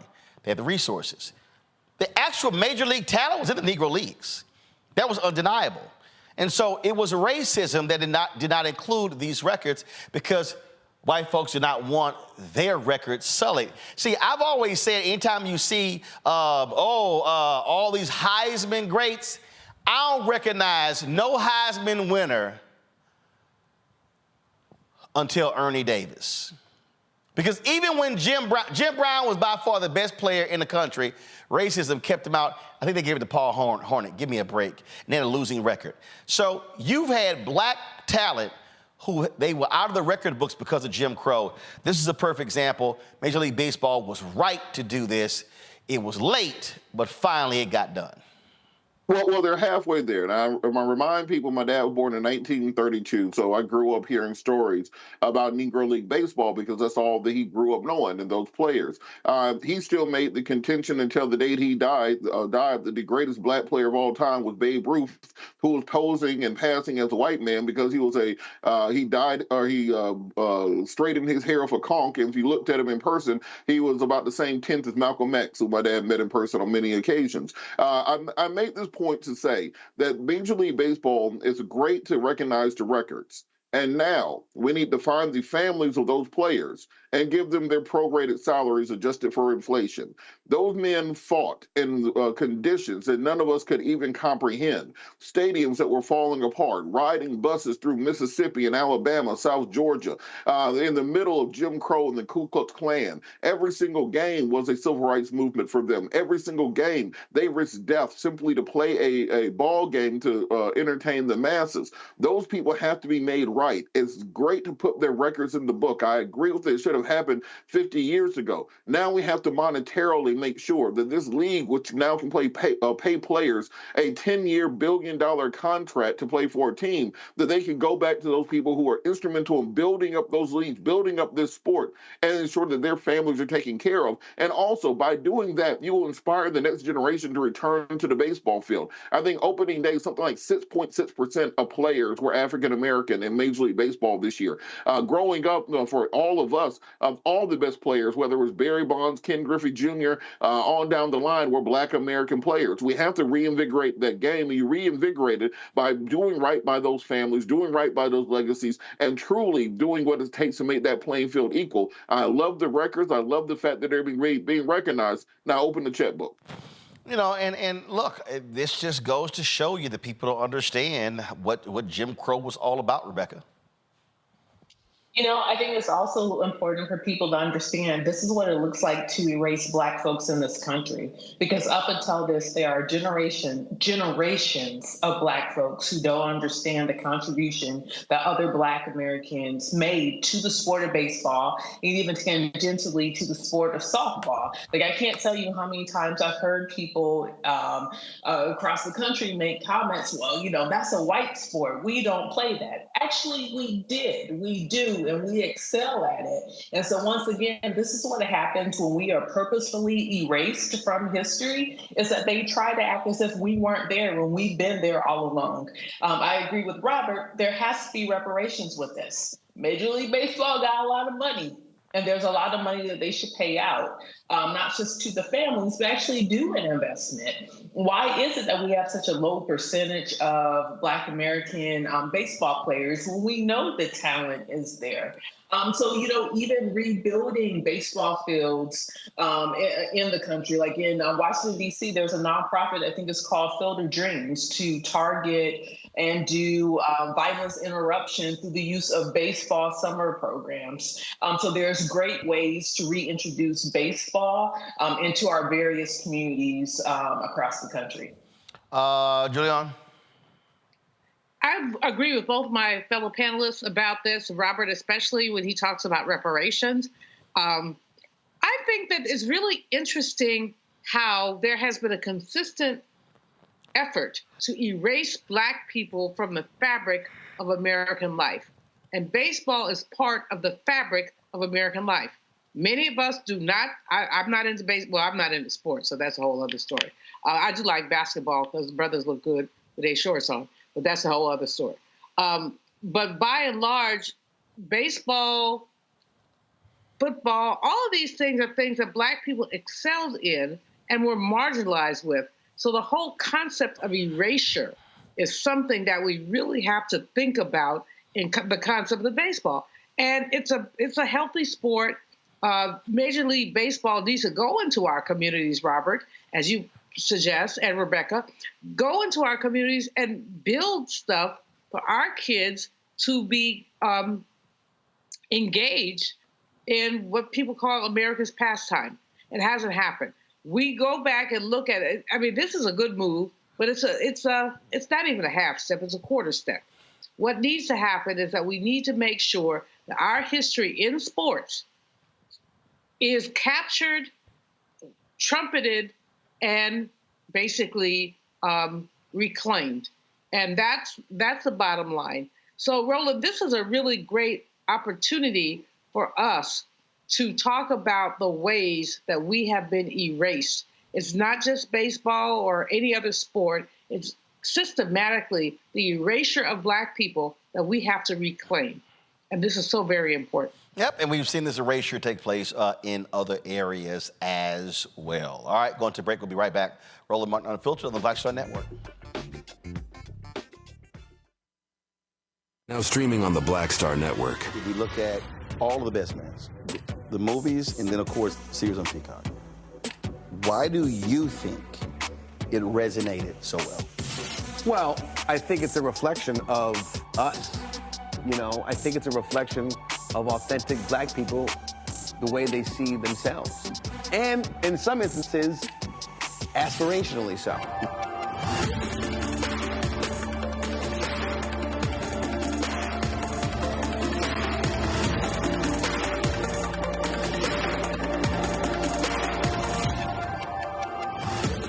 Fanbase is pioneering a new era of social media for the creator economy. This next generation social media app with over 600,000 users is raising $17 million, and now is your chance to invest. For details on how to invest, visit startengine.com/fanbase or scan the QR code. Another way we're giving you the freedom to be you without limits. Bruce Smith, creator and executive producer of The Proud Family, Louder and Prouder, and you're watching Roland Martin Unfiltered.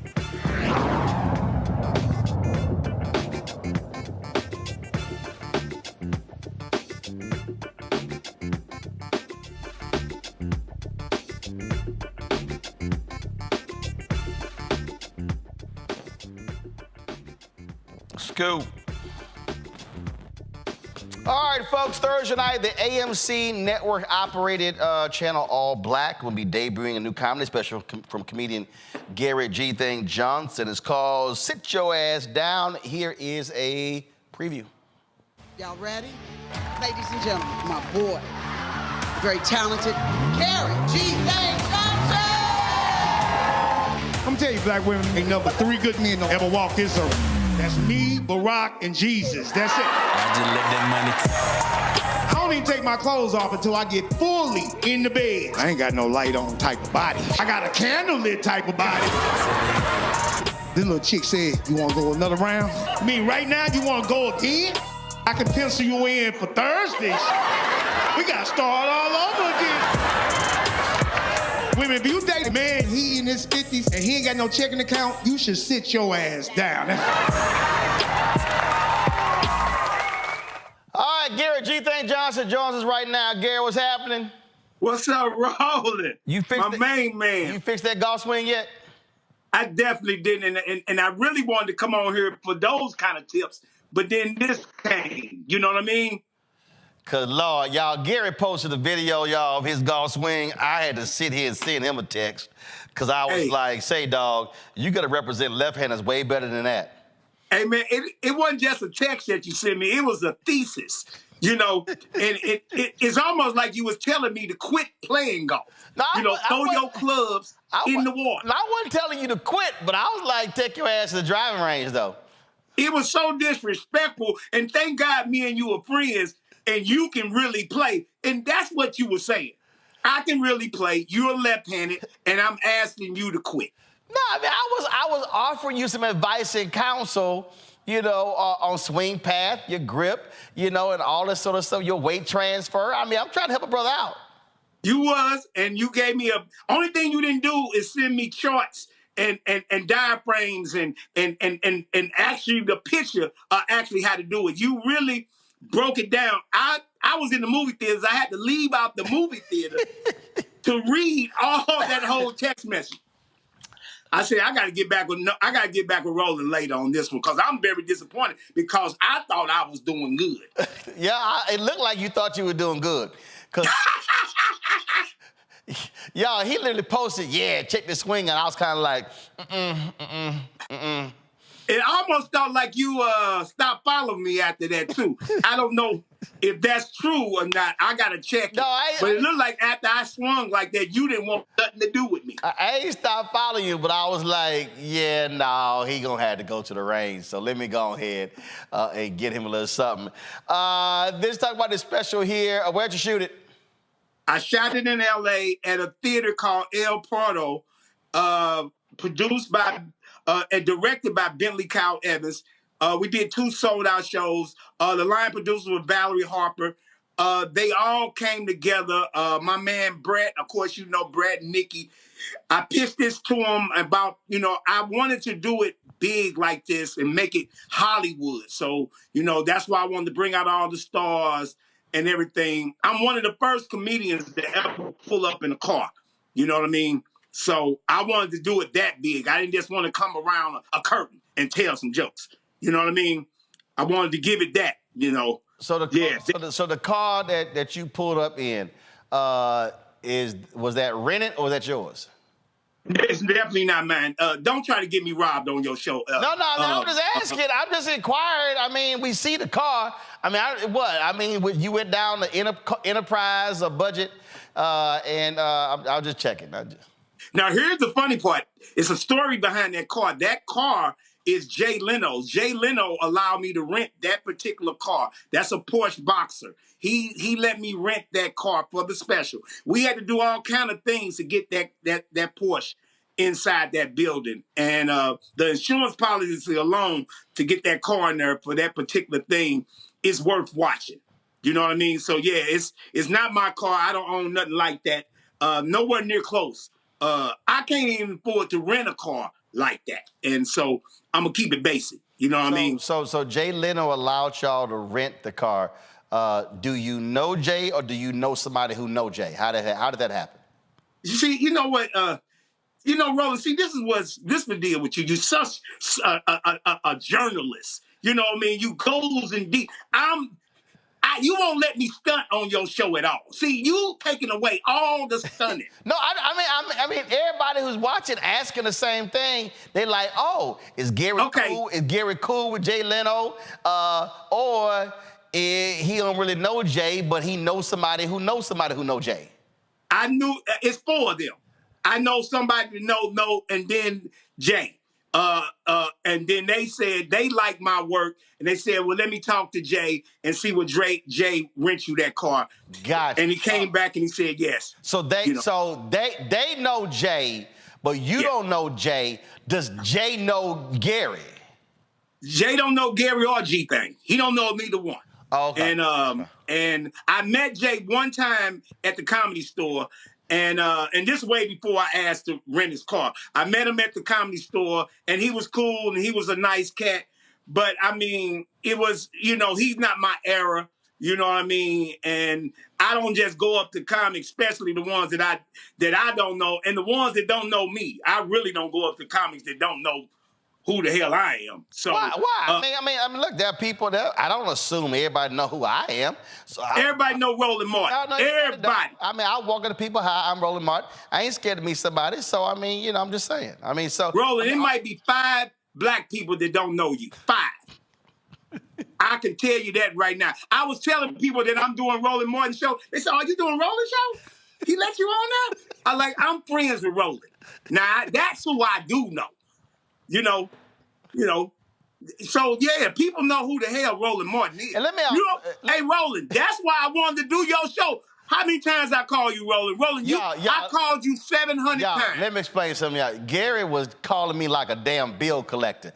I was like, Gary, I got you. I said, I know when the damn comedy special airs. You're gonna be on the show. Don't your ass call me again. I said, Carol is going to reach out to you. Yeah. I got this, Gary. Yeah. And that's how you sound. And I like, hey, Roland, do you want me to call you back? I was trying. Hey, Roland, I have never heard your tone. I was trying not to cuss. No, you was definitely not trying to cuss. I guess you was still, showing respect to our friendship. But I can tell that I was getting on your damn nerves. I am not gonna lie. I felt the spirit because I'm spiritual, and I said I'm not gonna call Roland again, but I am gonna DM him and see what he says. And then sure, I DM you that last time Carl called me. See, and here's what black people need to understand: there are certain code words that black people use that lets you know. Now look. I'm running out of patience with your ass. Yeah. And the word look is one of those words. When somebody you use 2 of them. When somebody black goes, look. Right there. Yeah, that lets you know. You need to retreat. Because see, right there, that's just one of them. That's one of them words. You know, it's just a certain tone. Like, look. Hey, you know what? How many words did I counted that you used 3 on me? I almost got the 4th one. And that's when I knew to pull back because then it got to be a point like, you know, I'm taking advantage of my friendship with Roland. And now it's like I'm forcing Roland to do something. And I like, because I saw you at the award show. I saw you at the award show and you went by me like I wasn't even there. You're like, hey, bro, I'm busy. I'm like, hey, bro, we both here at the award show. Your seats is better than mine. But don't act like that, Roland. Don't be like that. Don't be like that. You know? See, look is one of them words. The other phrase is, say, man. That's another one. Hey, bro. Hey, another one's, hey, bro. Hey, bro. Hey, bro. Right. Hey. When you understand. And another one is, I'm going to hit you back. No, because I'm going to hit you back doesn't have, it doesn't have the same, just like oppressive, like, this it. Like, if you text one more time, it's a problem. It's a problem. One more time. Like the problem, your Wi-Fi freezing right now. What, you on an iPad or something? No.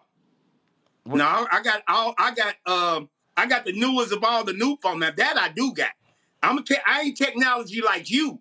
I know you got all the new technology. I know you probably got a dude on the top of your roof right now with some new stuff.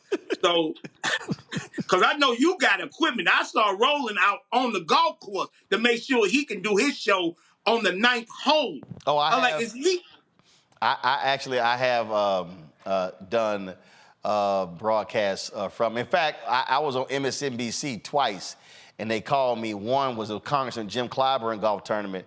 And I was like, hey, tournament at 9:30. So if y'all want me at 9:10, I said, I got to do it from the golf course.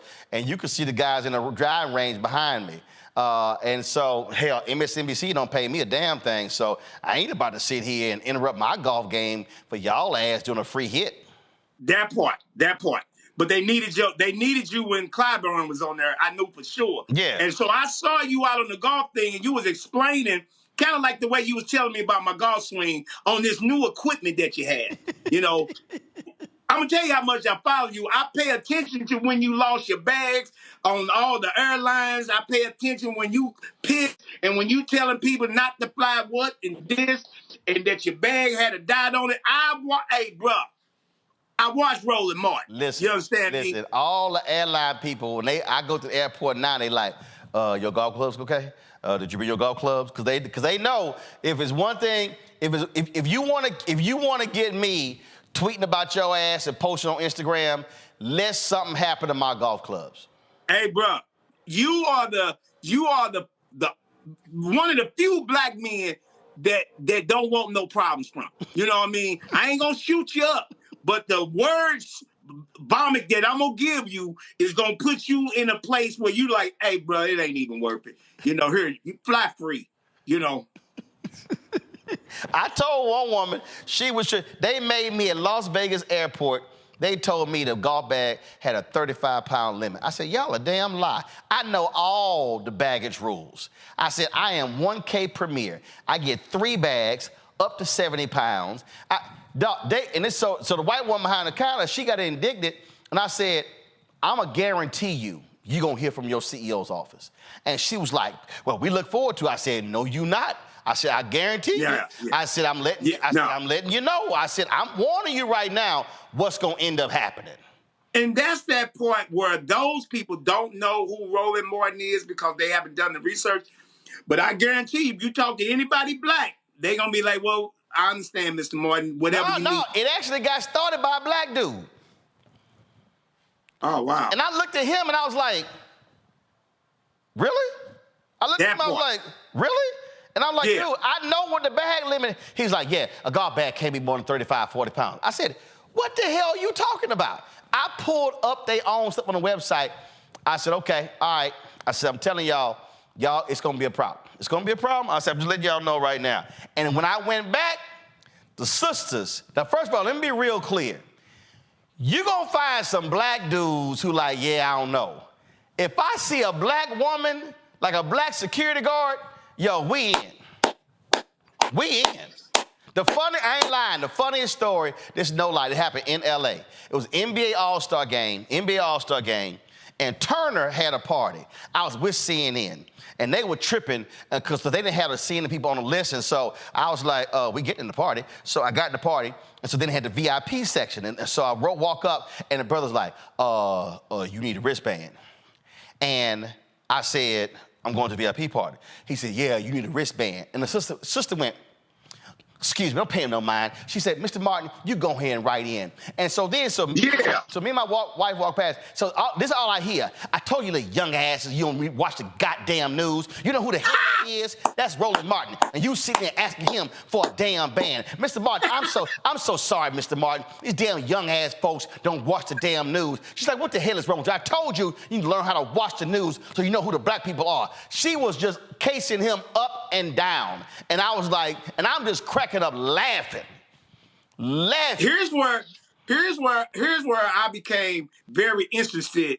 You know, I ain't flipped the interview to you. Here's how I became very interested when you was on CNN and MSNBC back in the day, and how you would break people down.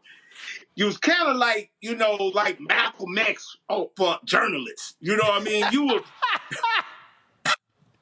Hey man, the way you would break people down, it was intriguing to me. And I would fold my arms and just look at the TV at this brilliant man just break cats. They're like, who is this dude killing cats like that? And that then, every time I saw you didn't know me then. Every time I saw you at a few events, Louis Carr events and all that. Right. I said, what's up, Louis? And I was like, I love your work. I would come up to you and say, I love your work. And then that was it for me. Hey, that was it. I was like, hey, I'm in with Roland Martin. Because I love when people love to debate, but they debate with facts. That's what I love. They come with the receipts, and I have not yet seen you yet without the receipts. Oh, I ain't gonna get got. I tell them all the time, I'm gonna put cats in rhetorical body bags. Questions from the panel for Gary G. Thang Johnson. Let me see here. Who the most ignorant on this panel? That'd probably be Julian Malvo. Julian, what's your question for Gary? Hey, Gary, you realize I was talking to Red Man, I was talking to Method Man, and Method Man said, say, man, who that red head, that red bone on your show? Man, she be killing it. And so he was talking about Julian. So Gary, say hello to Red Bone Julian Malvo. I love Red Bone. I love the glasses. I love the hair. I love the smile. I love her brain already looked like she ready to ask me something that I might have to pull out a book. Well, you might. And then on the other hand, you can just be your funny self. So you were telling people about 50-year-old men who didn't have no checking accounts. So I'm 70. Yeah. What should I look out for? Well, I guarantee you a woman that's sitting here, if you dating a brother and he ain't got no checking account and he pay all his bills through 7-Eleven, it's a situation. You know, but I'm he going up there to get two $500 money orders. We got a situation. I'm not talking about 7-Eleven. I'm talking about brothers who roll up on little old ladies like me. I mean, I'm a fine little old lady, but I am a little old lady. What should I be looking out for? Well, I guarantee you, you know, they gonna want to know what kind of cars you have, because, you know, a young cat, he want to know that you got all the new Cadillacs and all the old Cadillacs. And so you just want to look and, huh? I ain't got no Cadillacs. Okay, then you gon' then he gonna find out, you know, what kind of, how many bedrooms you got. And that's all what young cats is into. When they date a grown woman, a seasoned woman, when they date that seasoned woman, they know that her house is paid for. They know she got all her paperwork in line. She got that old lawnmower that ain't gonna never cut off. Or in the words of Dion Cole, vintage. Vintage. Vintage woman. Robert Patillo, Robert. Hey, look, ain't nothing wrong with a seasoned woman. My wife's 12 years older than me. Dr. Malvo, get you one of them young men. They need some nurturing, some caring, and some bringing up. We out there. We out there for Robert, you know damn well when you met your wife, she probably has 4 or 5 guns, and that's why you went ahead and got with her. You know that. Actually, she was a New Yorker. She was afraid of guns. On our second date, I bought her a shotgun. That's a true story. You can ask her when you see her. I bought her a shotgun as soon as she moved to Atlanta and a dozen roses, and now we've been married for 13 years. Oh, so the first gift you gave your wife was a shotgun? A Mossberg M200 for pistol grip. Hey, look, this is how, as a math heaven, it's worked out ever since. And she ain't shot. So this the new Bonnie and Clyde. This the new Bonnie and Clyde right here. These, Hey, if you stay ready, you ain't got to get ready. But look, I got this question for you. One of the hardest things about making black folks laugh is all black folks think they're secretly a comedian. What is your icebreaker when it comes to a new audience, when it comes to introducing yourself to them and kind of breaking that ice and, kind of establishing yourself within a room? When I go into the room, mostly it's all about me. I go in because I got some problems going on with myself. You know what I mean? I got these man boobs, and I'm trying to do some things. So I break the ice with myself. You know what I mean? I'm really dark, and I'm never gonna get lighter.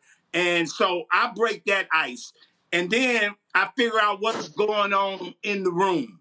So if there's somebody sitting up front that got something that they shouldn't be sitting up front in, they get it. And so I kill a few people in the audience just to make sure that don't nobody else should be around. So that's how I get it started. All right, that makes some sense there. Rebecca.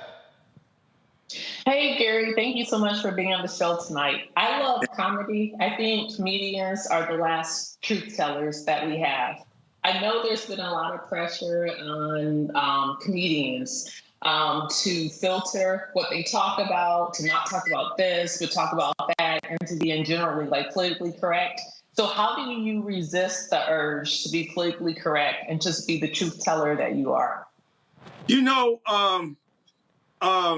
Maybe about a few years ago, I was talking about, a lot of politics in my act and all of that. And now this year, because a lot of other comics are basically talking about certain things, I just decided, basically just to not have to be politically correct and just talk about myself, So if you got a problem with me, then you don't like me, period, anyway. So it's nothing really, I used to have to say, well, they say, don't say this, don't say that, don't say this, especially when I go inside of white clubs. They don't want this, they don't want that. And I'm like, bruh, I'm only going to be me.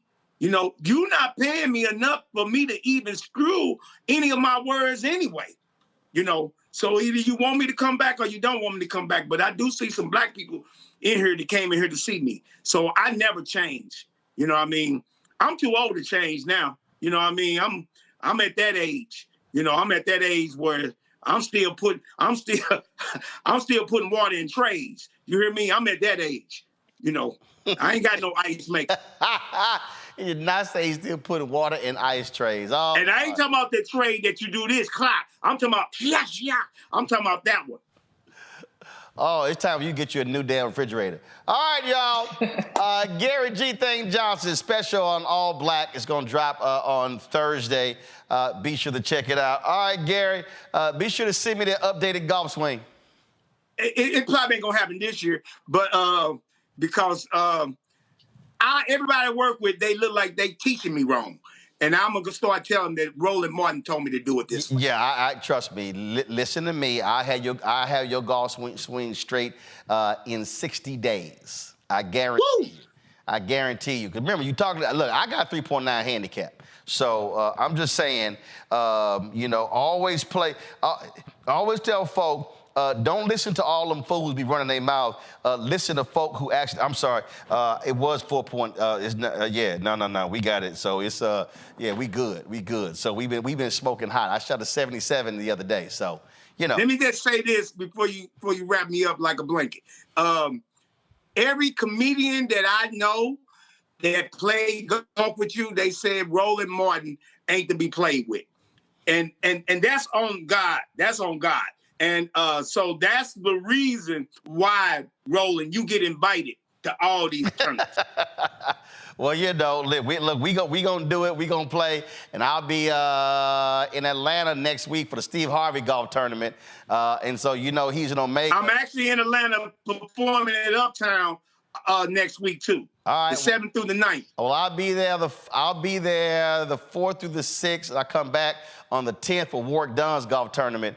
And Steve got to know I'm gonna have my brand new Alpha golf bag just for him to peep out. So yeah, I'll be flossing. Come on now. Thank you, man. Thank y'all. Appreciate it. Thanks a bunch. Appreciate y'all. Going to a break. We come back, talk about the app, folks. Takes you back to Bronzeville, back in the day in Chicago. You're watching Roland Martin Unfiltered on the Black Star Network.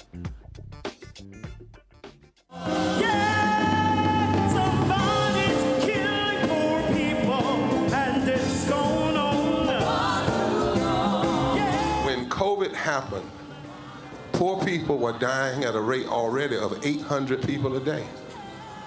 Before COVID, if you went to a funeral every single day, it would take you 600 years to attend all the funerals of the people who will die from the ravages of policy violence, poverty, and low wages in America in just 1 year. It would take you 2 years and 19 days to go to all of the funerals of the people that will die today, and oftentimes silence. Nobody talks about this political genocide, but we are determined today to remember their death and be a resurrection of voting power and voice power like never before. Economic justice and saving this democracy are deeply connected. We, as a nation, must listen to the demands of the poor, who are pushing and will continue to push political candidates and elected leaders to lift from the bottom so that everybody can rise. We are the poor, the marginalized, and the underpaid. And we are taking one step forward to say that everybody has a right to live. Poverty is not the fault of those who are impoverished. It is caused by those who make the policy. There are over 135 million calm people in this nation. The biggest block of potential voters by far is low-income, low-wage voters. I can't afford medicine. Sometimes I have to skip because of the cost. The farm worker community is tired of the violence imposed upon us by greed, exclusion, and denial of basic human rights. Those folk that represented by that casket, poor and low-wage workers who are the most moral people in this country because they go to work every day believing, even though going to work is hazardous to their health. I'm tired of working 70 to 80 hours a week and still not have money for the necessity of bills.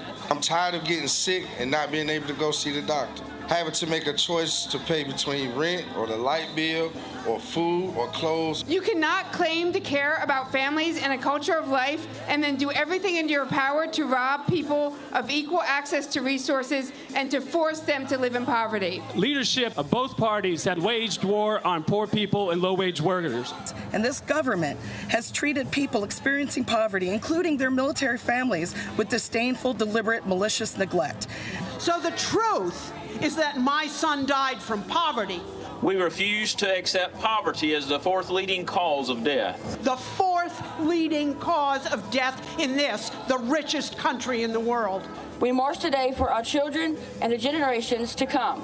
And we need to do it with the loudest voices possible, the biggest actions possible. We will voice our demands and register our vote.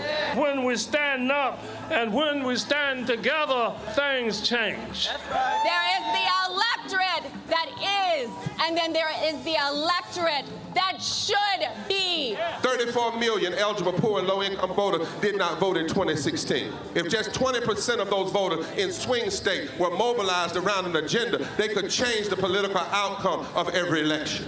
So we're launching the most massive voter mobilization and turnout campaign in history of poor and low-wage voters, allies, and religious leaders. People are dying, but we know it doesn't have to be this way.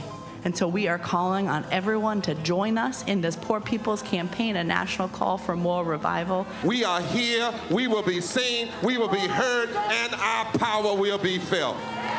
We don't need to be an insurrection. We are a resurrection that will be felt across this country. Are you ready? Ready? Ready? Ready? We are a resurrection, and we are ready.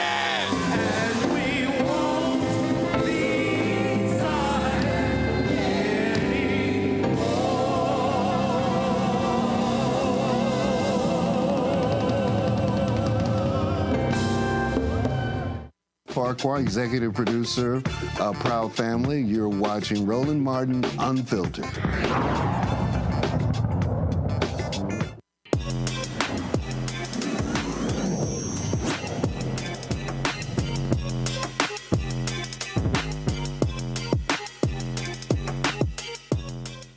What was it like living on the south side of Chicago in the 1920s and the 1940s in the Bronzeville area? It was the culture hub of Chicago. Well, two brothers, Donald and Philip Jones, have launched what they call Time Machine Bronzeville. It's an app, a desktop app that gives you an immersive journey through the rich history of this South Side community. Donald and Philip join us now from Atlanta. Gentlemen, glad to have you with us. How did this idea start? Who did it originate with? Time Machine Bronzeville comes out of our appreciation for where we come from, for the rich history of the South Side of Chicago. It's also about the recognition that we have of the vanishing cityscape and the loss of the stories about this time and place as the older people pass away.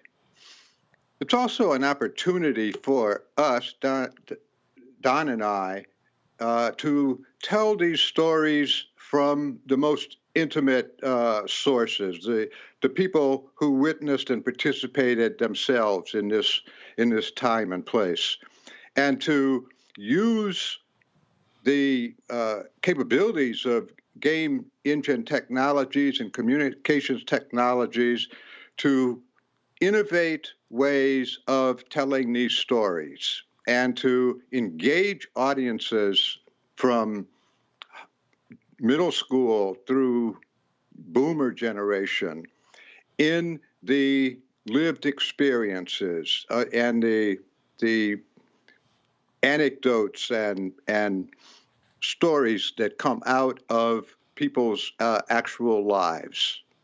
So walk us through this. And so what are we going to see? Is it going to be homes? Is it going to be music? Is it going to be shops? What are the different things that people experience? Yeah. So the whole idea of the app is to transport you back to that vanished cityscape of Bronzeville, south side of Chicago, between the world wars, when all this big flood of Black folks were coming into Chicago from the South. I mean, the Great Migration changed everything across the country and in large measure shaped Chicago and other urban areas. So when somebody, when one launches Time Machine Bronzeville, you enter through this foyer that you see here, and the first thing you see is this large diorama in the middle of this gallery space with a recreated cityscape of how it was with all the animation and activity as it was back then. The buildings, the Regal Theater, the Savoy Ballroom, the Metropolitan. And so we take you to the cityscape. And then we also take you to the various story worlds along the gallery walls where you're transported into the barbershop or the beauty shop or the various venues, and you're able to hear these first-person accounts. So much of what we have used foundationally in Time Machine Bronzeville is authentic archival material. We really feel it's important that we tell our own stories. You know, if we don't tell our own stories, other folks might, and we might not like the way they tell it. And that's what's happened traditionally through history. So we're telling the stories that we heard that our parents knew and that we knew about growing up in this community. Questions from the panel. Rebecca, you first. So first, I really love this, seeing how you all show examples of typical Black life in Bronzeville, in Chicago.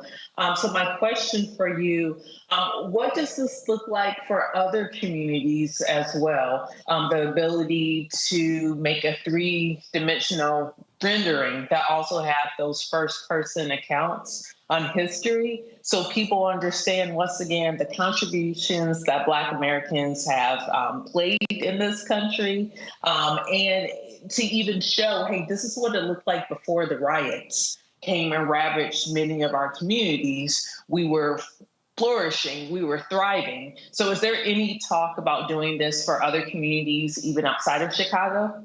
Absolutely. Go ahead, Don.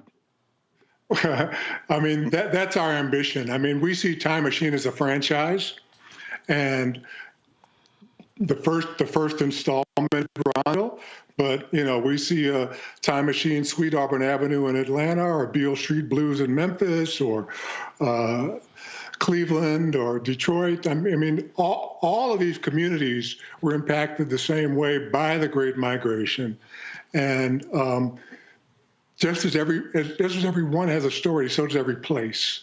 And so we encourage, you know, to patronize Time Machine Bronzeville with the hope that, you know, we'll get to the next one and the next one and the next one. Julian?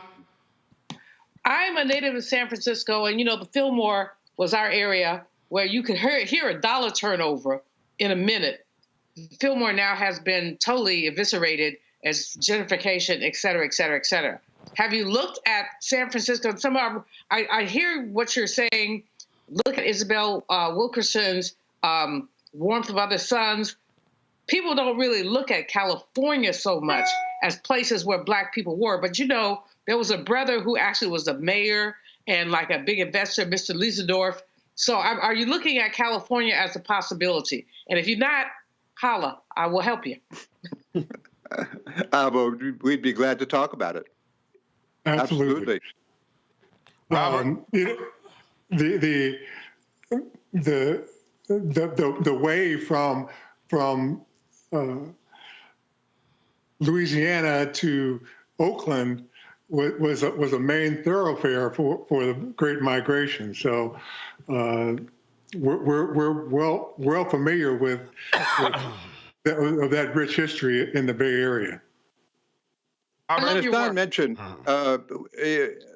so much of Time Machine Bronzeville is grounded in the archival materials that we and many other people have researched. We've also done extensive oral histories on our own, particularly with our mother, Dorothy Mallory Jones, who was a witness and participant in this time and place.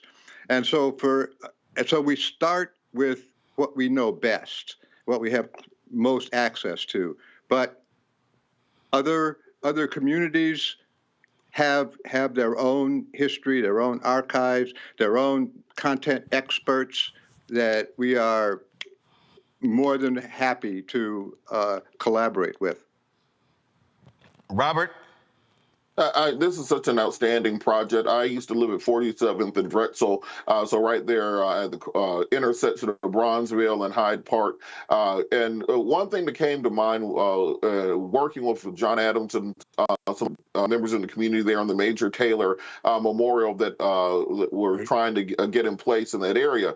Have you guys put any work into explaining how we lost so much in those communities. Because when I think about places like South Fulton, Atlanta, DeKalb County, and the suburbs, Prince George's County, these affluent Black suburbs that we have now, I think the story has to be told of how we lost so much Black wealth in places like Bronzeville, places like Sweet Auburn and Harlem, and around the country, so that maybe the next generation cannot make the same missteps that previous generations made and losing those communities and losing what we built up over generations. Well, the time period for Time Machine Bronzeville is intentionally restricted to between the world wars, partly for that very reason, because after the war, it started to change. And then by the 60s, it was in steep decline. It is coming back. And there was another part to your question. Well, just simply, should we be teaching the part of what caused that decline so that we can better understand how we can preserve affluent Black neighborhoods we have now? It's kind of studying the fall of the Roman Empire so that when we see this arising in America, we don't allow it to happen again. Part of what we're also doing in Time Machine Bronzeville is presenting the modes that the African Americans on the south side of Chicago employed to create and sustain community. So in our history, we have answers to many issues and questions and problems. And fundamentally, the solutions devised and developed on the south side during that period had to do with cooperation, collaboration, mutual assistance and support, making organizations to solve our own problems. We have venerable organizations and institutions in our community, and they originated in churches, social organizations, the clubs, and so on. And we have, in the past, found ways to solve our problems with what we have at hand. And so part of what we're trying to do with Time Machine Bronzeville is present those and make that clear that we do know how to do things and to take care of ourselves. We just have to recognize those and get to work and employ them. All right, then. Gentlemen, folks can download this app, Google and Apple Store? If you just search Time Machine Bronzeville, we launched it on Steam, which is the premier indie game development platform. Okay. And so it'll take you right to Steam, right to Time Machine Bronzeville. But I think it's really important that we as a community try to support Black game development. Right now, the gaming is kind of marginalized to white people. Right. But we have stories to tell, and there are innovative ways to tell them using this game technology. All right, then. Well, gentlemen, look, congratulations and good luck. Thank you very much. All right, thank you so very much. Julian, Robert, Rebecca, always a pleasure to have you on the show. Thank you so very much. I will see y'all soon. Folks, that is it for us. Don't forget, support us in what we do. Join the Bring the Funk fan club. Send your check and money order, P.O. Box 57196, Washington, D.C., 20037-0196. Cash App, $RM Unfiltered. PayPal, R Martin Unfiltered. Venmo is RM Unfiltered. Zelle, Roland at RolandSMartin.com. Roland at RolandMartinUnfiltered.com. Download the Black Star Network app, Apple phone, Android phone, Apple TV, Android TV, Roku, Amazon Fire TV, Xbox One, Samsung Smart TV, and of course, be sure to get a copy of my book, White Fear, The Browning of America is Making White Folks Lose Their Minds, available at bookstores nationwide. If you missed the rally today with President Joe Biden and Vice President Kamala Harris announcing their Black outreach effort, we're going to be restreaming that right after this show. And so if you missed it, you can actually check it out. Folks, that's it. I'll see y'all tomorrow. Holla! Work is here. Oh, no punch! I'm real revolutionary right now. Thank you for being the voice of Black America. All momentum we have now, we have to keep this going. The video looks phenomenal. See, there's a difference between Black Star Network and Black-owned media and something like CNN. You can't be Black-owned media and be scared. It's time to be smart. Bring your eyeballs home. You dig?